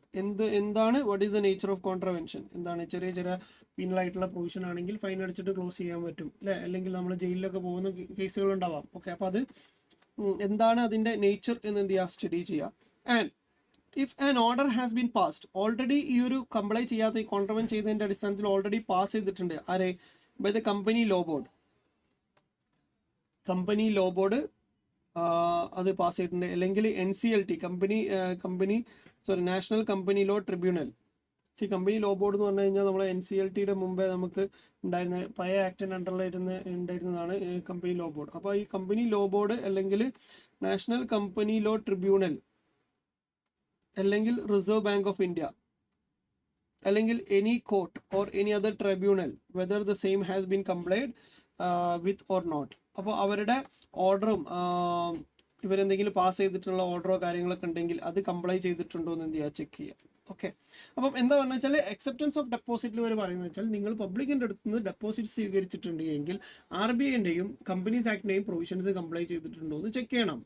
അത് ഓഡിറ്ററിൻ്റെ ഡ്യൂട്ടിയാണ്, അങ്ങനെ ചെയ്തിട്ടുണ്ടോ എന്ന് ചെക്ക് ചെയ്യാം. അതേപോലെ തന്നെ ഇവരത് കോൺട്രവെൻ ചെയ്തിട്ടുണ്ടെങ്കിൽ എന്ത് നേച്ചർ ഓഫ് കോൺട്രവെൻഷൻ ആണ് അവർ നടത്തിയത്. അതേപോലെ തന്നെ ഇവർക്കെതിരെ ഓൾറെഡി ആര് പാസ് ചെയ്തിട്ടുണ്ട്, കമ്പനി ലോ ബോർഡോ അല്ലെങ്കിൽ നാഷണൽ കമ്പനി ലോ ട്രിബ്യൂണൽ അല്ലെങ്കിൽ റിസർവ് ബാങ്കൊക്കെ എന്തെങ്കിലും ഓർഡർ പാസ് ചെയ്തിട്ടുണ്ടെങ്കിൽ ആ ഓർഡർ അവർ കറക്റ്റായിട്ട് കംപ്ലൈ ചെയ്തിട്ടുണ്ടോ ഇല്ലയെന്ന് എന്ത് ചെയ്യണം, ഈ ഒരു ഓഡിറ്റർ ചെക്ക് ചെയ്യണം. അപ്പോൾ അത് അയാൾ എന്ത് ചെയ്യണം, ഈ കാരോ റിപ്പോർട്ടിൽ അയാൾ ഈ ചെക്ക് ചെയ്തിട്ട് അതിൻ്റെ പോയിന്റുകൾ എന്ത് ചെയ്യണം, അയാൾ ഇവിടെ ആഡ് ചെയ്യണം.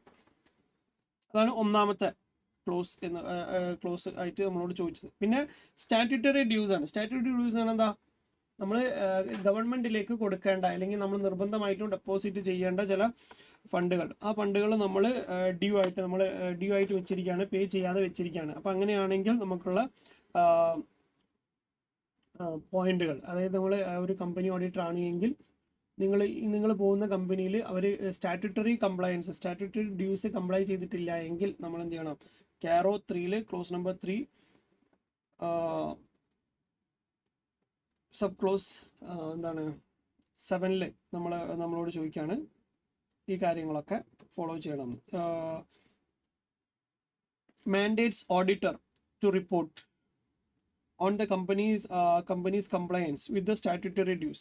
This includes verifying of the company is regular in depositing undisputed statutory dues. അതായത് കമ്പനി റെഗുലർ ആണോ എന്തിൽ, അൺഡിസ്പ്യൂട്ടഡ് എന്ന് പറഞ്ഞാൽ എന്താ, ഡിസ്പ്യൂട്ടഡ് ആവാം, അൺഡിസ്പ്യൂട്ടഡ് ആവാം. ഡിസ്പ്യൂട്ടഡ് എന്ന് പറഞ്ഞാൽ എന്താ, ഓൾറെഡി എന്താണ് കേസോ കാര്യങ്ങളോ അല്ലെങ്കിൽ പരാതിയോ കാര്യങ്ങളൊക്കെ ഉള്ള സ്റ്റാറ്റ്യൂട്ടറി ഡ്യൂസ് ആണെങ്കിൽ അത് എന്ത് ചെയ്യും, ചിലപ്പോൾ പെൻഡിങ്ങിലുണ്ടാവും. പക്ഷെ അതല്ലാത്ത അൺഡിസ്പ്യൂട്ടഡ് സ്റ്റാറ്റ്യൂട്ടറി ഡെപ്പോസിറ്റ്സ് ഒക്കെ ആണെങ്കിൽ ആ എമൗണ്ട് ഒക്കെ ആണെങ്കിൽ അതൊക്കെ കറക്റ്റ് ഡെപ്പോസിറ്റ് ചെയ്തിട്ടുണ്ടോ എന്ന് എന്ത് ചെയ്യണം, ചെക്ക് ചെയ്യണം. അതിലെന്തൊക്കെയാണ് വരിക, provident fund, ESI employee state insurance, അതുപോലെ തന്നെ income tax, GST, any other statutory dues with appropriate authority. ഇതൊക്കെ എന്ത് ചെയ്യുക, നമ്മൾ കറക്റ്റ് ടൈമിൽ അടച്ചിട്ടുണ്ടോ എന്ന് എന്ത് ചെയ്യണം, ചെക്ക് ചെയ്യണം. ഇഫ് നോട്ട്, ഇല്ലെങ്കിൽ the extend of the arrear, എത്രമാത്രം ഇത് പെൻഡിങ് ആണ്, arrear of the outstanding dues as at the last date of the financial year concerned for a period of more than 6 months from the date they become payable shall be indicated by the auditor. Okay, അതായത് അങ്ങനെ ചെയ്തിട്ടില്ല എങ്കിൽ, അവർ അത് comply ചെയ്തിട്ടില്ല എങ്കിൽ 6 മാസത്തിൽ കൂടുതൽ വരുന്ന, അതായത് നമ്മൾ ഫിനാൻഷ്യൽ ഏത് വർഷത്തെ ഓഡിറ്റാണ് നമ്മൾ ചെയ്യുന്നത് അതിൻ്റെ തൊട്ട് മുമ്പത്തെ 6 മാസത്തിൻ്റെ ഉള്ളിൽ വരുന്ന ഇതൊക്കെ ഉണ്ട് എങ്കിൽ അതെന്ത് ചെയ്യണം, അയാൾ അതിൽ പ്രോപ്പറായിട്ട് മെൻഷൻ ചെയ്യണം. 6 മാസത്തിൽ കൂടുതൽ കുറവുള്ളത് എന്നൊക്കെ പറഞ്ഞിട്ട് എന്ത് ചെയ്യണം, അതിൽ കറക്റ്റ് റിപ്പോർട്ട് ചെയ്യണം. Okay,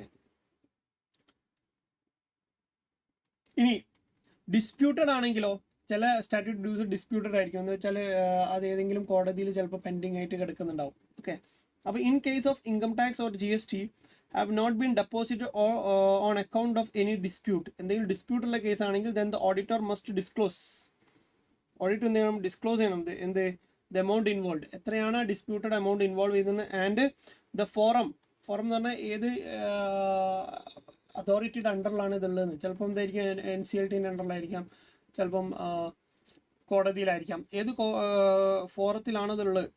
where disputed is pending shall be mentioned, അതെന്ത് ചെയ്യണം, ഏത് ഫോറത്തിലാണെന്നുള്ളത് എന്ത് ചെയ്യണം, നമ്മൾ മെൻഷൻ ചെയ്യണം.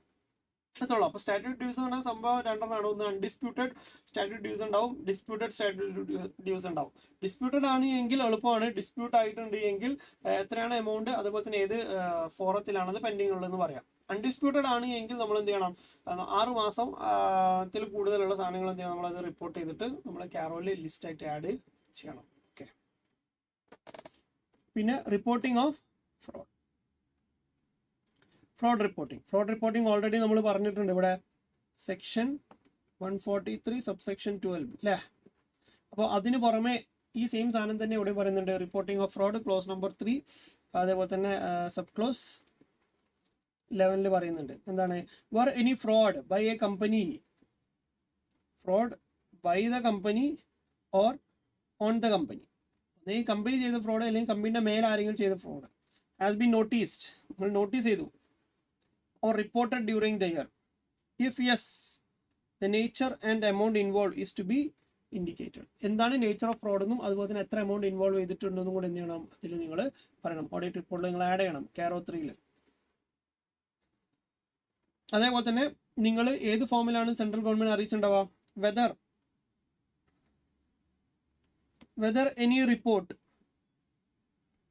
has been filed by the auditor in form ADT4 file ചെയ്തിട്ടുണ്ടോ എന്ന് എന്ത് ചെയ്യണം, ചെക്ക് ചെയ്യാം. അതേപോലെ തന്നെ whether the auditor has considered whistle blower compliance. Whistle blower എന്ന് പറയുന്നത് നമ്മളെ ഓഡിറ്റ് കമ്മിറ്റിയുമായി ബന്ധപ്പെട്ടാണ് പറഞ്ഞിട്ടുണ്ടല്ലേ. വിസിൽ ബ്ലോവർ എന്ന് someone who brings the issues within an organization to outside parties. Okay, അങ്ങനെയുള്ള വിസിൽ ബ്ലോവേഴ്സ് കംപ്ലൈൻസും കാര്യങ്ങളൊക്കെ ഉണ്ടാവും. ഓക്കെ, അപ്പം അങ്ങനെ ഉണ്ട് എങ്കിൽ റിസീവ് ഡ്യൂറിങ് ദ ഇയർ, അതെന്ത് ചെയ്യണം, നമ്മൾ കൺസിഡർ ചെയ്യണം. We have to consider. നമ്മളത് എടുത്തിട്ടുണ്ടോ എന്ന് എന്ത് ചെയ്യണം, ഓഡിറ്റ് ചെക്ക് ചെയ്യണം. നമ്മൾ ഫ്രോഡും കാര്യങ്ങളും ചെക്ക് ചെയ്യണം. അപ്പോൾ ഫ്രോഡിനെ കുറിച്ച് ഓൾറെഡി ഏതെങ്കിലും ആൾ അല്ലെങ്കിൽ അതുമായി കണക്ട് ചെയ്യുന്ന എന്തെങ്കിലും വിഷയങ്ങളൊക്കെ ഓൾറെഡി ഡിസ്കസ് ചെയ്തിട്ടുണ്ട്. വിസിൽ ബ്ലോവേഴ്സ് കംപ്ലൈൻറ്റിലൊക്കെ നോക്കിക്കഴിഞ്ഞാൽ നമുക്കത് മനസ്സിലാവും. അപ്പോൾ അതൊക്കെ എന്ത് ചെയ്യണം, നമ്മൾ ചെക്ക് ചെയ്യും. ഓക്കെ, ഇത്രയുള്ളൂ. അതായത് ഫ്രോഡ് റിപ്പോർട്ടിംഗ് എന്ന് പറയുന്നത് കറക്റ്റ് നമ്മൾ റിപ്പോർട്ട് ചെയ്തിട്ടുണ്ടോ, റിപ്പോർട്ട് ചെയ്തത് നേച്ചർ ഓഫ് ഫ്രോഡും കാര്യങ്ങളും എമൗണ്ടൊക്കെ എത്രയാണെന്നുള്ള കാര്യങ്ങൾ എന്ത് ചെയ്യുക, പറയാം. അതേപോലെ തന്നെ ADT4 നമ്മൾ കറക്റ്റായിട്ട് സബ്മിറ്റ് ചെയ്തിട്ടില്ല എന്ന് എന്ത് ചെയ്യാൻ പറയാം. അതേപോലെ തന്നെ വിസിൽ ബ്ലോവർ കംപ്ലൈൻസും കാര്യങ്ങളൊക്കെ നിങ്ങൾ ചെക്ക് ചെയ്തിട്ടുണ്ടോ, കൺസിഡർ ചെയ്തിട്ടുണ്ടോ നോക്കാം. എത്ര കാര്യങ്ങൾ അതിൽ നമുക്ക് വരുന്നുള്ളൂ. പിന്നെ NFRA ആണ് അടുത്ത ക്വസ്റ്റ്യൻ. NFRA ആണ്. Briefly discuss the constitution and the structure of NFRA. Examine the functions and duties of NFRA. എന്താ NFRA എന്ന് പറഞ്ഞാൽ നാഷണൽ ഫിനാൻഷ്യൽ റിപ്പോർട്ടിംഗ് അതോറിറ്റി. ഒരു ചാർട്ടേഡ് അക്കൗണ്ടന്റിനെ റെഗുലേറ്റ് ചെയ്യുന്ന ഒരു അതോറിറ്റിയാണ് എന്ത്, NFRA. ചാർട്ടേഡ് അക്കൗണ്ടന്റ് റെഗുലേറ്റ് ചെയ്യുന്ന ആരാണ്, ICA ആണ് ബേസിക്കലി അല്ലേ. ICA മാത്രമല്ല NFRAയും കൂടെ എന്ത് ചെയ്യും, ഒരു ചാർട്ടേഡ് അക്കൗണ്ടന്റ് റെഗുലേറ്റ് ചെയ്യും. ഓക്കെ, അപ്പം ഈ NFRAക്ക് ചാർട്ടേഡ് അക്കൗണ്ടിന്റെ മേലെ അല്ലെങ്കിൽ ഈ പ്രൊഫഷണൽ ഓഡിറ്ററിന്റെ മേലെ എന്തുണ്ട്, പല കൺട്രോളുകളുണ്ട്. അപ്പോൾ കൺട്രോളുകളും കാര്യങ്ങളൊക്കെ ചെയ്യാൻ വേണ്ടിയിട്ട് അവർ കോൺസ്റ്റിറ്റ്യൂട്ട് ചെയ്യുന്ന ഒരു അതോറിറ്റിയാണ് ആക്ച്വലി എന്ത് NFRA എന്ന് പറയുന്നത്. ഓക്കെ, അപ്പോൾ NFRA കോൺസ്റ്റിറ്റ്യൂട്ട് ചെയ്യുന്നത് October 1, 2018 സെക്ഷൻ 132 അണ്ടറിലാണ് എന്ത് ചെയ്യുന്നത്, അത് എസ്റ്റാബ്ലിഷ് ചെയ്യുന്നത്. അതിൽ ഒരു ചെയർമാനും അതുപോലെ തന്നെ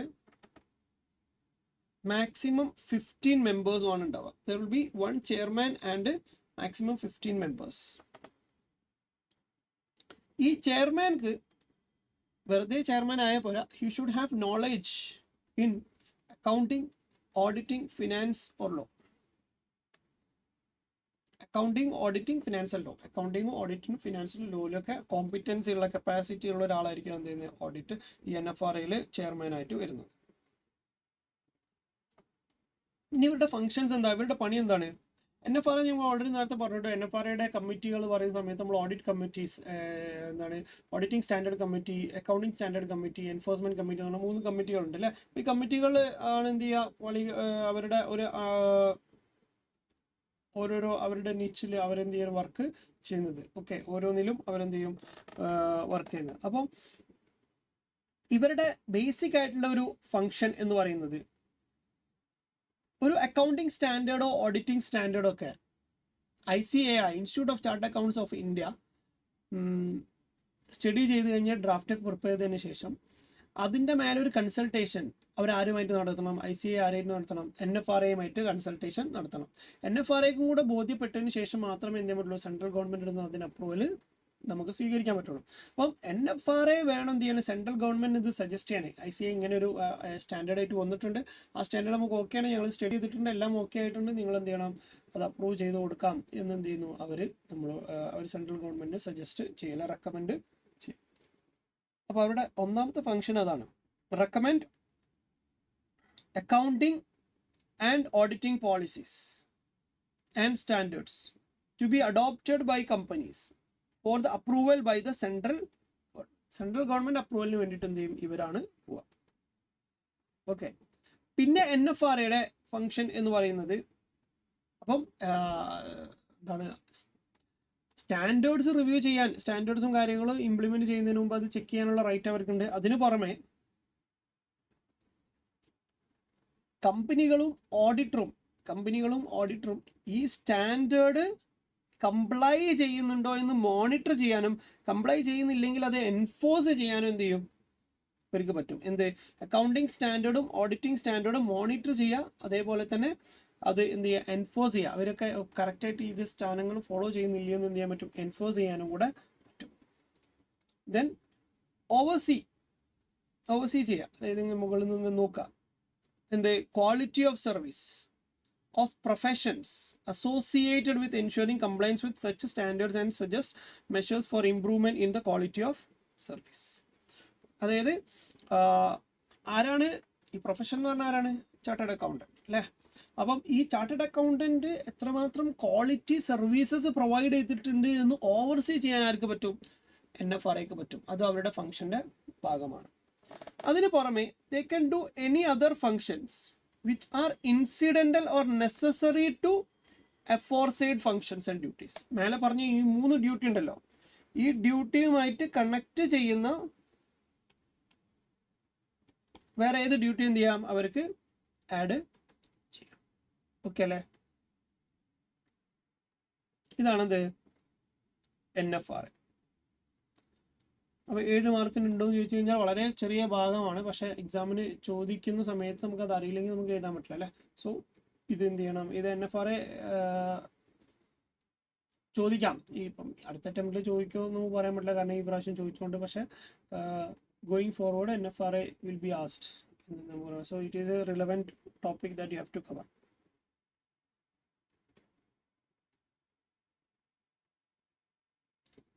അപ്പോൾ ഇതിൽ നമ്മൾ നോക്കുകയാണെങ്കിൽ മൂന്നാമത്തെ ക്വസ്റ്റ്യനിൽ നമുക്ക് കാണാം. മൂന്നാമത്തെ ക്വസ്റ്റ്യനിൽ 2 ക്വസ്റ്റ്യനാണ്. ഇത് രണ്ടും നമ്മളുടെ 30 മാർക്കിൻ്റെ വെയിറ്റേജിൽ വരുന്ന കമ്പനി ഓഡിറ്റുമായി ബന്ധപ്പെട്ട ടോപ്പിക് എന്നാണ് എന്ത് ചെയ്യുന്നത്, ചോദിക്കുന്നത്. ഇതും അത് തന്നെയാണ്. 30 മാർക്കിൻ്റെ വെയിറ്റേജിൽ വരുന്നതാണ് ഈ 2 ക്വസ്റ്റ്യൻസ്. പിന്നെ prepare a list to show how you will get the audit of educational institution. ഒരു എഡ്യൂക്കേഷൻ ഇൻസ്റ്റിറ്റ്യൂഷൻ്റെ ഓഡിറ്റ് എങ്ങനെയാണ് ചെയ്യേണ്ടതെന്നാണ് ചോദിക്കുന്നത്. ഓക്കെ, അപ്പോൾ നമ്മൾ ഒരു എഡ്യൂക്കേഷൻ ഇൻസ്റ്റിറ്റ്യൂഷനാണ് ഉള്ളത്. അപ്പോൾ എഡ്യൂക്കേഷൻ ഇൻസ്റ്റിറ്റ്യൂഷൻ നമ്മൾ ഓഡിറ്റ് ചെയ്യുമ്പോൾ എന്തൊക്കെ കാര്യങ്ങളാണ് ശ്രദ്ധിക്കേണ്ടത്?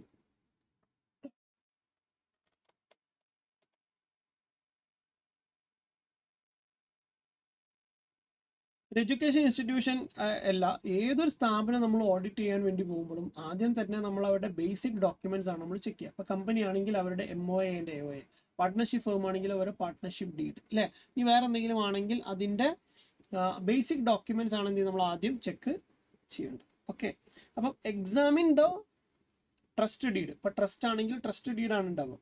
അല്ലെങ്കിൽ regulations in case of school or colleges, note all the provisions affecting accounts. ഇനി യൂണിവേഴ്സിറ്റീസോ മറ്റൊക്കെ ആണ് എങ്കിൽ നമ്മൾ എന്ത് ചെയ്യണം, അവരുടെ ബാക്കിയുള്ള അവരുടെ പാർട്ട്ണർഷിപ്പ് ഡീഡ് മറ്റ് സാധനങ്ങളൊക്കെ എന്ത് ചെയ്യാം, നമുക്ക് ചെക്ക് ചെയ്യാം. ഓക്കെ, അപ്പോൾ ട്രസ്റ്റ് എന്ന് ബേസിക്കലി ട്രസ്റ്റ് എന്നൊക്കെ യൂസ് ചെയ്യുന്നത് എന്തുകൊണ്ടാണെന്ന് വെച്ചാൽ നമ്മൾ എഡ്യൂക്കേഷൻ ഇൻസ്റ്റിറ്റ്യൂഷൻ എന്ന് പറയുമ്പോൾ ബേസിക്കലി ഇറ്റ് വിൽ ബി അതൊരു ട്രസ്റ്റായിട്ട് അല്ലെങ്കിൽ നോൺ പ്രോഫിറ്റബിൾ ഓർഗനൈസേഷൻ ആയിട്ടാണ് നോർമലി നമ്മൾ കാണും. പക്ഷേ ഇന്ന് അങ്ങനെ പറയാൻ പറ്റില്ല. എഡ്യൂക്കേഷൻ ഇൻസ്റ്റിറ്റ്യൂഷൻ ഈസ് വൈഡ്ലി എന്താണ് പ്രൈവറ്റൈസ് ചെയ്ത് പോയത് നമുക്ക് കാണാൻ പറ്റും. പക്ഷേ ബേസിക്കലി ഇന്ത്യയുടെ ഒരു കൾച്ചർ വെച്ചിട്ട് നമ്മൾ ഓവറോൾ നമ്മളുടെ എഡ്യൂക്കേഷൻ ഇൻസ്റ്റിറ്റ്യൂഷൻ എടുക്കുന്ന സമയത്ത് ഗവൺമെൻറ് അല്ലെങ്കിൽ നോൺ പ്രോഫിറ്റ് ലെവലിലാണ് എന്ത് ചെയ്യുന്നത് എഡ്യൂക്കേഷൻ ഇൻസ്റ്റിറ്റ്യൂഷൻ കൂടുതൽ നമുക്ക് കാണാൻ പറ്റും. ഓക്കെ, അതുകൊണ്ടാണ് പലപ്പോഴും ഈ ട്രസ്റ്റ് ഡീഡ് അല്ലെങ്കിൽ അങ്ങനത്തെ സാധനങ്ങളൊക്കെ ഇവിടെ നമ്മൾ ഈ ഒരു ഡോക്യുമെന്റേഷനിൽ വരുന്നത്. പിന്നെ നമ്മൾ അവിടെ പോയി കഴിഞ്ഞാൽ നമ്മൾ അതിൻ്റെ ബേസിക് ഡോക്യുമെന്റ്സ് കഴിഞ്ഞ് കഴിഞ്ഞാൽ പിന്നെ നമ്മൾ നേരിട്ട് പോയിട്ട് നമ്മൾ അക്കൗണ്ട്സും കാര്യങ്ങളെല്ലാം ചെക്ക് ചെയ്യുക. അതുമായി കണക്ട് ചെയ്യുന്ന കുറേ ഡിസ്കഷൻസും കാര്യങ്ങളൊക്കെ നമ്മൾ ഈ കഴിഞ്ഞ് പോയിട്ടുള്ള ഫിനാൻഷ്യൽ ഇയറിൽ അവർ നടത്തിയിട്ടുണ്ടാകും. അപ്പോൾ അതിൻ്റെ കുറേ മിനിറ്റ്സും കാര്യങ്ങളും മീറ്റിംഗ്സിൻ്റെ മിനിറ്റ്സും കാര്യങ്ങളൊക്കെ ഉണ്ടാകും. അതൊക്കെ റീഡ് ഔട്ട് ചെയ്യുക. ഇപ്പോൾ മാനേജ്മെൻറ്റിൻ്റെ റെമ്യൂണറേഷൻ എന്താണ്, അവരെ കഴിഞ്ഞ വർഷം ഇൻകർ ചെയ്ത മേജർ എക്സ്പെൻസുകൾ എന്തൊക്കെയാണ് എന്നൊക്കെയുള്ള മിനിറ്റ്സും കാര്യങ്ങളും അവരുടെ മേജർ ഡിസ്കഷൻസ് എന്തിനെ കുറിച്ചൊക്കെ ആയിരുന്നു എന്നൊക്കെ അവർക്ക് ഇതിൽ നിന്ന് കിട്ടും അല്ലേ. അപ്പോൾ ഒരു ബേസിക് അണ്ടർസ്റ്റാൻഡിങ് നമുക്ക് ആ കമ്പനിയെ കുറിച്ച് ഉണ്ടാക്കിയെടുക്കാൻ പറ്റും. അപ്പം read through the minutes of meeting of the managing committee or governing body, noting resolutions affecting accounts to see that these have been duly complied with, especially the decisions as regards the operations of bank account and sanctioning of the expenditure. Okay, അപ്പോൾ അതെന്ത് ചെയ്യുക, നമ്മൾ read ചെയ്യുക, managing കമ്മിറ്റിൻ്റെയും governing ബോഡീസിൻ്റെ. എന്നിട്ട് എന്ത് ചെയ്യുക, നമ്മൾ അതിലുള്ള സ്പെസിഫിക് റെസൊല്യൂഷൻസ് ഒക്കെ എന്ത് ചെയ്യുക, നോട്ട് ചെയ്ത് വെക്കുക. നോട്ടിങ് റെസൊല്യൂഷൻസ് ബേസിക്കലി അക്കൗണ്ട്സുമായി കണക്ട് ചെയ്യുന്ന എല്ലാ റെസൊല്യൂഷൻസും ഒരു ആയിരക്കണക്കിന് മീറ്റിംഗ് ചിലപ്പോൾ ഒരു വർഷം നടത്തിയിട്ടുണ്ടാവും, അതൊന്നും നമ്മൾ നോക്കേണ്ട ആവശ്യമില്ല. അക്കൗണ്ട്സുമായി കണക്ട് ചെയ്യുന്ന മീറ്റിംഗ് റെസൊല്യൂഷൻസ് നമുക്ക് ചോദിക്കാം. അതിലുള്ള ബേസിക് പോയിന്റുകളൊക്കെ എന്ത് ചെയ്യാം, നമുക്ക് ചോദിച്ച് മനസ്സിലാക്കാം. അതാണ് നമ്മൾ ആദ്യം തന്നെ ഒരു സ്ഥാപനത്തിൽ പോയാൽ പിന്നെയാണ് നമ്മൾ അതിൻ്റെ റെസിപ്റ്റ്സ് മറ്റു സാധനങ്ങളൊക്കെ നമ്മൾ നോക്കുക. അപ്പം ഒരു എഡ്യൂക്കേഷൻ ഇൻസ്റ്റിറ്റ്യൂഷനിൽ ബേസിക്കലി അവർക്ക് വരുന്ന അവരുടെ റവന്യൂ എന്ന് പറഞ്ഞാൽ എന്താണ്, ട്യൂഷൻ ഫീ ആണല്ലേ. അപ്പം ട്യൂഷൻ ഫീ ഉണ്ടാവും, അതേപോലെ തന്നെ അവർക്ക് അഡ്മിഷൻ ഫീസ് ഉണ്ടാവും അല്ലേ. പിന്നെ അതല്ലാതെ വേറെയും ഫീസ്, ഹോസ്റ്റൽ ഫീസ്, അതേപോലെ തന്നെ ക്യാൻറ്റീൻ ഫീസ് എന്നൊക്കെ പറഞ്ഞിട്ട് കുറേ ഫീസും റെസിപ്റ്റ്സ് ഒക്കെ നമുക്ക് ഉണ്ടാവും അല്ലേ. അപ്പോൾ അതൊക്കെയാണ് എന്ത് ചെയ്യുന്നത്, നമുക്കിവിടെ കാണാൻ പറ്റുക. അപ്പോൾ അതാണ് പിന്നെ എഴുതുന്നത്. ട്യൂഷൻ ഫീസ് എന്ന് പറയുമ്പോൾ ട്യൂഷൻ ഫീസ് നമുക്ക് എങ്ങനെയൊക്കെയാണ് ചെക്ക് ചെയ്യാൻ പറ്റുക എന്നാണ് ഇവിടെ പറഞ്ഞത്. ഒന്ന് എന്ത് ചെയ്യുക, Tally the counter foil. Counter foil എന്ന് പറഞ്ഞാൽ എന്താ, നമ്മളുടെ ഓൾറെഡി നമ്മൾ പറഞ്ഞു റെസിപ്റ്റ്സിൻ്റെ ബാക്കിലുള്ള, അതായത് ഒറിജിനൽ റെസിപ്റ്റ്സ് നമ്മൾക്ക് പേയ്മെൻറ്റ് തരുന്ന ആൾക്ക് കൊടുത്തു കഴിഞ്ഞാൽ നമ്മുടെ ബാക്ക് എൻഡിൽ നമ്മളൊരു ബ്രൗൺ കളറിലുള്ള സാധനം ഉണ്ടാവില്ല, അതിന് നമ്മൾ കൗണ്ടർ ഫോയിൽ നമ്മൾ വിളിക്കാം. അപ്പോൾ ഈ counter foil of the fee receipts with the fee register, ഈ രജിസ്റ്റർ ആയിട്ട് എന്താണ് നമ്മൾ ചെക്ക് ചെയ്യണം. രജിസ്റ്റർ ഉണ്ടാവും, ഓരോ സ്റ്റുഡൻസും ഓരോ അക്കാഡമിക്കുള്ള എത്ര തരാനുണ്ട്, നമ്പർ ഓഫ് സ്റ്റുഡൻസിൻ്റെയും ഫീസിൻ്റെ കോളത്തിൽ എത്ര ഫീസ്, കാര്യങ്ങൾ പെൻഡിങ് എത്ര ഉണ്ട്, ഏതൊക്കെ ദിവസങ്ങൾ തന്നു എന്നൊക്കെ പറയുന്ന ഒരു രജിസ്റ്റർ ഉണ്ട്. ആ രജിസ്റ്റർ ആയിട്ട് എന്ത് ചെയ്യുക, ഈ കൗണ്ടർ ഫോയിലിൽ വെച്ചിട്ട് റെസിപ്റ്റ് എന്ത് ചെയ്യുക, ക്രോസ് ചെക്ക് ചെയ്യാം. And to see whether they have been duly recorded or not. എന്നിട്ട് അത് ഡ്യൂലി റെക്കോർഡ് ചെയ്തിട്ടുണ്ടോ എന്ന് എന്ത് ചെയ്യണം, നമ്മൾ ചെക്ക് ചെയ്യും. പിന്നെ check the register to identify whether all students have paid their fees in due time. Due ടൈമിൽ തന്നെ അവർ ഫീസ് തന്നിട്ടുണ്ടോ എന്ന് എന്ത് ചെയ്യുക, ചെക്ക് ചെയ്യുക. അതുപോലെ തന്നെ ബിയോണ്ട് ദ ഡ്യൂ ഡേറ്റ് ആണ് എങ്കിൽ ചില ഇൻസ്റ്റിറ്റ്യൂട്ടുകളൊക്കെ എന്തുണ്ടാവും, അവർക്ക് ലേറ്റ് ഫീയും കാര്യങ്ങളൊക്കെ ഈടാക്കും. അപ്പോൾ ആ ലേറ്റ് ഫീ പ്രോപ്പറായിട്ട് റെക്കോർഡ് ചെയ്തിട്ടുണ്ടോ എന്ന് എന്ത് ചെയ്യുക, ചെക്ക് ചെയ്യുക. പ്രോപ്പർലി റെക്കോർഡ് ചെയ്തിട്ടുണ്ടോ എന്ന് ചെക്ക് ചെയ്യുക. അപ്പം അവർക്ക് രണ്ട് ഫീസാണ്, ഒന്ന് ട്യൂഷൻ ഫീ കിട്ടണം, പിന്നെ അതുപോലെ തന്നെ ലേറ്റ് ആയിട്ടുണ്ടെങ്കിൽ ലേറ്റ് ഫീയും കൂടെ കിട്ടും. ആ റെസിപ്റ്റും കൂടെ എന്ത് ചെയ്യണം, അവർ ബുക്ക് ചെയ്യണം. ഓക്കെ. പിന്നെ see whether all collections are deposit in the bank. എല്ലാ കളക്ഷൻസും ബാങ്കിൽ ഡെപ്പോസിറ്റ് ചെയ്തിട്ടുണ്ടെന്ന് എന്ത് ചെയ്യുക, ഉറപ്പുവരുത്തുക. Total of the various columns of the fee register. Fee രജിസ്റ്ററിൻ്റെ കോളംസ് എന്ത് ചെയ്യുക, ഒക്കെ ചെക്ക് ചെയ്ത് നോക്കുക, ഒക്കെ കറക്റ്റ് ആണല്ലേ. കാരണം കാസ്റ്റിംഗ് എറേഴ്സ് ഉണ്ടാവും, ടോട്ടൽ അധികം മാനുവൽ ബുക്സ് ഒക്കെ ആണെങ്കിൽ ടോട്ടലിംഗ് എറേഴ്സ് ഉണ്ടാവും. അപ്പോൾ അതൊക്കെ എന്ത് ചെയ്യുക, ക്രോസ് ചെക്ക് ചെയ്യുക. പിന്നെ അഡ്മിഷൻ ഫീസ് ഉണ്ട് അവർക്ക് അല്ലേ, നമ്മൾ ജോയിൻ ചെയ്യുന്ന സമയത്ത് അഡ്മിഷൻ ഫീസ് ഉണ്ട്. അപ്പോൾ അഡ്മിഷൻ ഫീസ് നമ്മൾ ചെക്ക് ചെയ്യുക. Admission fees with the admission സ്ലിപ്പുമായിട്ട് ചെക്ക് ചെയ്യുക, signed by the head of the institute and confirm that amount has been credited in the capital fund. Admission fee normally നമ്മൾ റവന്യൂയിലേക്ക് പോലെ capital ഫണ്ടായിട്ടാണ് വരിക. അത് ഒരു നമ്മൾ വലിയ വലിയ പ്രൊജക്റ്റുകൾക്കൊക്കെ വേണ്ടിയിട്ട് നമ്മൾ ഹോൾഡ് ചെയ്ത് വെക്കുന്നതായിരിക്കും, ഒരു സ്പെസിഫിക് ഫണ്ട് പോലെ. അപ്പം അത് അതിലേക്ക് പോയിട്ടുണ്ടെന്ന് എന്ത് ചെയ്യുക, ഉറപ്പിക്കുക. Credited to capital fund. പക്ഷേ മാനേജിങ് കമ്മിറ്റിക്ക് വേണമെങ്കിൽ എന്ത് ചെയ്യാം, അവർക്ക് വേറെ ഡിസിഷൻസ് കൊടുക്കുക. അവർക്ക് വേണമെങ്കിൽ അഡ്മിഷൻ ഫീ റവന്യൂ ആണ് എന്ന് പറഞ്ഞിട്ട് എന്ത് ചെയ്യാം, അവർക്കതിനെ മാറ്റുകയും ചെയ്യാം. അപ്പോൾ ഇപ്പോൾ നിങ്ങൾ ട്രിപ്പിളിലോ ആണെങ്കിൽ നിങ്ങൾ ജോയിൻ ചെയ്യുന്ന സമയത്ത് ചിലപ്പോൾ അഡ്മിഷൻ ഫീസ് ഒരു 1000 rupees ഒക്കെ ചിലപ്പോൾ എക്സ്ട്രാ വരും. അപ്പോൾ അത് അങ്ങനെയുള്ള സ്ഥാപനങ്ങൾ അവർ ക്യാപിറ്റലൈസ് ചെയ്യണം നിർബന്ധമില്ല. അവരെന്ത് ചെയ്യും, ചിലപ്പോൾ അത് റവന്യൂയിലേക്ക് ആയിരിക്കും റൈറ്റ് ഓഫ് ചെയ്യുക, അല്ലെങ്കിൽ അതൊരു ഇൻകം ആയിട്ട് തന്നെ ട്രീറ്റ് ചെയ്യും. Verify other fees and receipts. ഇതല്ലാതെ വേറെയും ഫീസ് അവർക്ക് ഉണ്ടാവും. എങ്ങനെയാണ്, ലൈബ്രറി ഫീസ് ഉണ്ടാവും, ഡെവലപ്മെൻറ്റ് ഫീസ് ഉണ്ടാവും, ഹോസ്റ്റൽ ഫീസ് ഉണ്ടാവും. അതിനൊക്കെ അവർക്ക് എന്തുണ്ടാവും, കൗണ്ടർ ഫോയിൽ ഉണ്ടാവും. അതുപോലെ തന്നെ അതിൻ്റെ രജിസ്റ്ററും ഉണ്ടാവും. ആ രജിസ്റ്റർ ആയിട്ട് എന്ത് ചെയ്യുക, ക്രോസ് ചെക്ക് ചെയ്യുക. അപ്രോപ്രിയേറ്റ് ഹെഡിൽ ഫീസ് രജിസ്റ്റർ ചെയ്ത് ഫീസ് നമ്മൾ അക്കൗണ്ട് ചെയ്തിട്ടുണ്ടെന്ന് ഉറപ്പിക്കുക. അതുപോലെ തന്നെ ഫീസിന് പുറമെ ഇവർക്ക് എന്ത് ചെയ്യും, ഗവൺമെൻറ്റിൻ്റെ അടുത്ത് നിന്ന് ഗ്രാൻറ്റുകൾ കിട്ടും. ചില ഗവൺമെൻറ് ഓർഗനൈസേഷനൊക്കെ ആണെങ്കിൽ, നോൺ പ്രോഫിറ്റ് ഓർഗനൈസേഷനൊക്കെ ആണെങ്കിൽ ഫീസും കാര്യങ്ങളും ചിലപ്പോൾ ഉണ്ടാവില്ല. അപ്പോൾ അങ്ങനെയുള്ള കേസിലൊക്കെ എന്തായിരിക്കും, ഗവൺമെൻറ് പല പ്രൊജക്റ്റുകൾക്ക് വേണ്ടിയിട്ട് എന്ത് ചെയ്യും, ഇവർക്ക് ഫണ്ടുകൾ കൊടുക്കും. ഗവൺമെൻറ് മാത്രമല്ല മറ്റ് സ്വകാര്യ ട്രസ്റ്റുകളും കാര്യങ്ങളൊക്കെ എന്ത് ചെയ്യും, ഇവർക്ക് ഫണ്ടുകൾ കൊടുക്കും. പിന്നെ ഡൊണേഷൻസ് കിട്ടും. ആ ഡൊണേഷൻസ് പ്രോപ്പർലി റെക്കോർഡ് ചെയ്തിട്ട് നോക്കുക. അതുപോലെ തന്നെ സ്ഥാപനത്തിലെ ഇൻസ്റ്റിറ്റ്യൂട്ടിൻ്റെ പ്രോപ്പർട്ടി ഉണ്ടാവും, അതൊക്കെ ചിലപ്പോൾ വാടകയ്ക്ക് കൊടുക്കും. ഇപ്പോൾ ഇപ്പം ചില ഇൻസ്റ്റിറ്റ്യൂട്ടുമായി അവർക്ക് ചിലപ്പോൾ തൊട്ടപ്പുറത്ത് ലാൻഡ് ഉണ്ടാവും. അപ്പോൾ ആ ലാൻഡ് ചിലപ്പോൾ അവർ എന്തെങ്കിലും കൃഷിക്കോ അല്ലെങ്കിൽ വേറെ എന്തെങ്കിലും ബിൽഡിങ്ങോ കാര്യങ്ങളൊക്കെ ഇട്ടിട്ട് അവിടെ കൊമേഴ്ഷ്യൽ പ്ലോട്ടായിട്ട് മാറ്റിയിട്ടുണ്ടാവാം. അല്ലെങ്കിൽ അവരുടെ എഡ്യൂക്കേഷൻ സ്ഥാപനം തന്നെ ചിലപ്പോൾ എന്ത് ചെയ്യും, ചിലപ്പം വീക്കെൻഡ് ഡേയ്സിലൊക്കെ എന്ത് ചെയ്യും, പല പ്രോഗ്രാംസുകൾക്കൊക്കെ വേണ്ടിയിട്ട് അവർ വലിയ അത്യാവശ്യം സ്പേസ് ഉള്ള ഇൻസ്റ്റിറ്റ്യൂട്ടുകളൊക്കെ ആണെങ്കിൽ അവരെന്ത് ചെയ്യും, അത് വേറെ ആളുകൾക്ക് റെന്റിന് കൊടുത്തിട്ട് അതിൽ നിന്നൊക്കെ റവന്യൂ ജനറേറ്റ് ചെയ്യും. അപ്പോൾ അതൊക്കെ എന്ത് ചെയ്യണം, ക്രോസ് അതൊക്കെ these all are their fees, അതൊക്കെ അവരുടെ റവന്യൂ പോയിന്റുകളാണ്. അപ്പോൾ നമ്മൾ എക്സാമിന് ചെയ്യുന്ന സമയത്ത് നമ്മൾ ഏകദേശം നമുക്കൊരു ധാരണ വേണം, ഒരു എഡ്യൂക്കേഷൻ ഇൻസ്റ്റിറ്റ്യൂഷൻ ആണെങ്കിൽ അവരുടെ റവന്യൂ ഏരിയാസ് ഏതൊക്കെയാണ്, ആ റവന്യൂ ഏരിയാസിൽ വരുന്ന പോയിന്റുകളൊക്കെ നമ്മൾ എഴുതാം. ഓക്കെ. പിന്നെ ദേ വിൽ ഹാവ് എക്സ്പെൻസസ്, അവർക്ക് എക്സ്പെൻസസും ഉണ്ട് അല്ലേ. എക്സ്പെൻസ് എന്താ ഉണ്ടാവുക, സാലറി കൊടുക്കണം, സ്റ്റാഫുകളുടെ ടീച്ചേഴ്സിൻ്റെ സാലറി കൊടുക്കണം. ഓക്കെ. അതുപോലെ തന്നെ ഗവൺമെൻറ് അല്ലെങ്കിൽ എയ്ഡഡ് കോളേജ് ആണ്, verify the claim have been properly prepared and amount sanction has been distributed to right persons and check. ഇത് ഈ സാലറിയുമായി ബന്ധപ്പെട്ടുകൊണ്ട് അവർക്ക് എന്തുണ്ടാവും, PF ഉണ്ടാവും, അതുപോലെ തന്നെ ഇൻകം ടാക്സ് ഡിഡക്ഷൻസ്, TDSസും കാര്യങ്ങളൊക്കെ ഉണ്ടാവും. അതൊക്കെ പ്രോപ്പറായിട്ട് ഡിഡക്ട് ചെയ്തിട്ടില്ലേ എന്ന് എന്ത് ചെയ്യണം, ചെക്ക് ചെയ്യാം.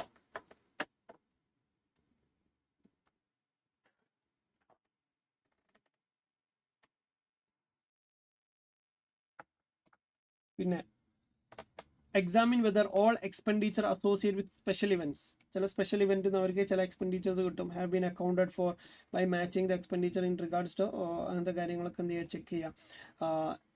സ്പെഷ്യൽ ഇവൻറ്റുകൾ എന്ന് പറയുമ്പോൾ സെമിനാർ മറ്റു സാധനങ്ങൾ, അല്ലെങ്കിൽ ചില ഇപ്പോൾ നമ്മൾ ചില കോളേജുകളിൽ മറ്റേ ഫെസ്റ്റിവൽസ് ഒക്കെ ഉണ്ടാവും അല്ലേ, നമ്മൾ സെലിബ്രിറ്റീസിനൊക്കെ കൊണ്ടുവരും അങ്ങനെയുള്ള.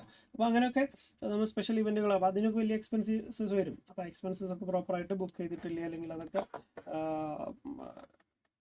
കാണിച്ചിട്ടില്ല എന്ന് എന്തെങ്കിലും ചെക്ക് ചെയ്യണം. പിന്നെ vouch all the regular expenditure, regular expense വേറെ ഉണ്ടാവും. അതുപോലെ തന്നെ ഫിക്സഡ് അസറ്റ്സ് പർച്ചേസ് ചെയ്തൊക്കെ ഉണ്ടാവും.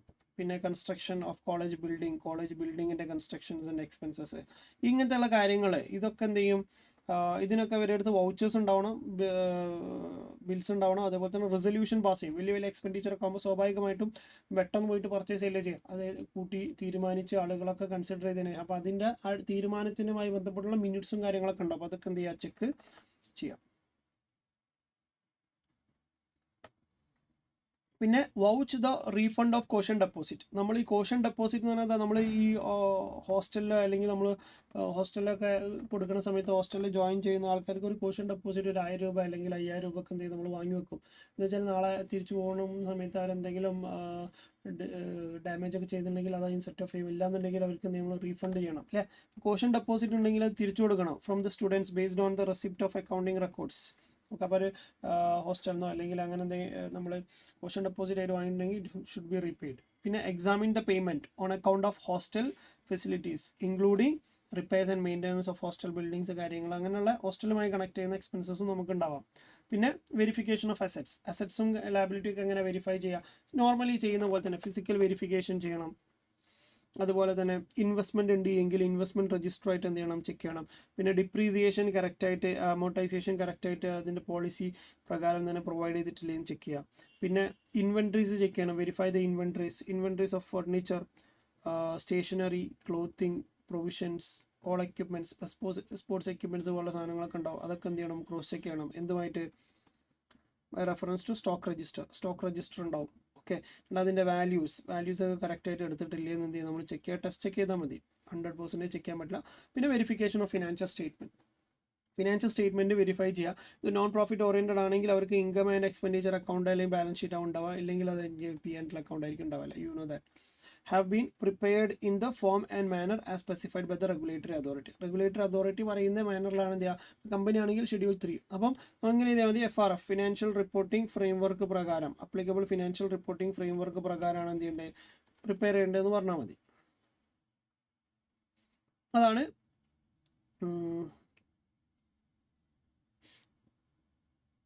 എഡ്യൂക്കേഷൻ ഇൻസ്റ്റിറ്റ്യൂഷൻ്റെ ഓഡിറ്റ് എന്ന് പറയുന്നത്.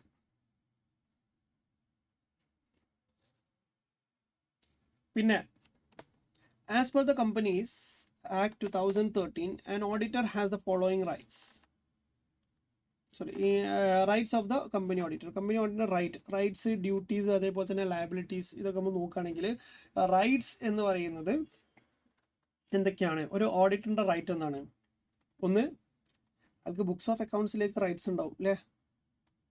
അതേപോലെ തന്നെ അയാൾക്ക് ഇൻഫോർമേഷൻസിലേക്ക് റൈറ്റ്സ് ഉണ്ടാവില്ലേ. ബുക്സ് ഓഫ് അക്കൗണ്ട്സ് മാത്രമല്ല, എന്തെങ്കിലും ചോദ്യങ്ങളൊക്കെ അയാൾ ചോദിച്ചു കഴിഞ്ഞാൽ എന്ത് ചെയ്യണം, ഈ കമ്പനിയുടെ ഓഫീസേഴ്സ് എന്ത് ചെയ്യണം, അവർക്ക് ആൻസർ കൊടുക്കണം. അതുപോലെ തന്നെ അയാൾ ഹെഡ് ഓഫീസിൽ ഓഡിറ്റർ ആണെങ്കിൽ അയാൾക്ക് ബ്രാഞ്ച് ഓഫീസിലും അതേപോലെ തന്നെ ബ്രാഞ്ച് അക്കൗണ്ട്സും ആക്സസ് ചെയ്യാൻ അയാൾക്ക് റൈറ്റ് ഉണ്ടാവണം. Okay. Right to inspect branch office and branch accounts. അതേപോലെ തന്നെ ബ്രാഞ്ച് ഓഡിറ്റ് ചെയ്യാൻ വേറെ ആളുണ്ടെങ്കിൽ ആ ബ്രാഞ്ച് ഓഡിറ്റർ അടുത്തുനിന്ന് റിപ്പോർട്ട് കിട്ടാനുള്ള റൈറ്റ് ആർക്കുണ്ട്? നമ്മളുടെ മെയിൻ ഓഡിറ്റർക്ക് ഉണ്ട്. Right to receive report of branch audit from the branch auditor. അതുകൊണ്ട് അതേപോലെ തന്നെ ജനറൽ മീറ്റിങ്ങിൻ്റെ അത് അറ്റൻഡ് ചെയ്യാനുള്ള റൈറ്റ് ഉണ്ട്. അതേപോലെ തന്നെ അതിൻ്റെ നോട്ടീസ് റിസീവ് ചെയ്യാനുള്ള റൈറ്റും അയാൾക്കുണ്ട്. ജനറൽ മീറ്റിംഗ് അറ്റൻഡ് ചെയ്യാനുള്ള റൈറ്റ് ഉണ്ട്, അത് നോട്ടീസും റിസീവ് ചെയ്യാനുള്ള റൈറ്റ് ഉണ്ട്. അതേപോലെ തന്നെ ഓഡിറ്റ് റിപ്പോർട്ട് സൈൻ ചെയ്യാനുള്ള റൈറ്റ് ആർക്കാ? അതും കമ്പനി ഓഡിറ്റർക്കാണ്. പിന്നെ കമ്പനി ഓഡിറ്റർക്ക് വേണമെങ്കിൽ കമ്പനിയോട് പറയാം എന്ത്, അതിൽ എന്താണ് ചില ക്വാളിഫിക്കേഷൻസ് ഒക്കെ ഉണ്ടാവും ചിലപ്പോൾ ഓഡിറ്റ് റിപ്പോർട്ടിൽ. അപ്പോൾ ഓഡിറ്റർ പറയും നിങ്ങളിത് ജസ്റ്റ് AGM-ൽ നിങ്ങളിത് ഷെയർ ഹോൾഡേഴ്സിന് ഷെയർ ചെയ്താൽ മാത്രം പോരാ, അതിലുള്ള ക്വാളിഫിക്കേഷൻസ് ഒക്കെ എന്ത് ചെയ്യണം, നിങ്ങൾ AGM-ൽ റീഡ് ഔട്ട് ചെയ്യണം എന്ന് പറയാം. അത് പറയാനുള്ള റൈറ്റ് ആർക്കുണ്ട്? Right to have audit report read at the annual general meeting. Annual general മീറ്റിംഗിൽ ഓഡിറ്റ് റിപ്പോർട്ട് റീഡ് ചെയ്യാനുള്ള റൈറ്റ് ആൾക്ക് ഉണ്ട്. അതുപോലെ തന്നെ right to attend the meeting of the audit committee. Audit കമ്മിറ്റിയുടെ മീറ്റിംഗ് അറ്റൻഡ് ചെയ്യാനുള്ള റൈറ്റും അവർക്കുണ്ട്. ഓഡിറ്റ് കമ്മിറ്റി എന്ന് പറയുന്ന കമ്മിറ്റിയിൽ വോട്ടിംഗ് റൈറ്റ് ഒന്നും ഉണ്ടാവില്ല, പക്ഷേ മീറ്റിംഗ് എന്ത് ചെയ്യും, നമുക്ക് അറ്റൻഡ് ചെയ്യാം.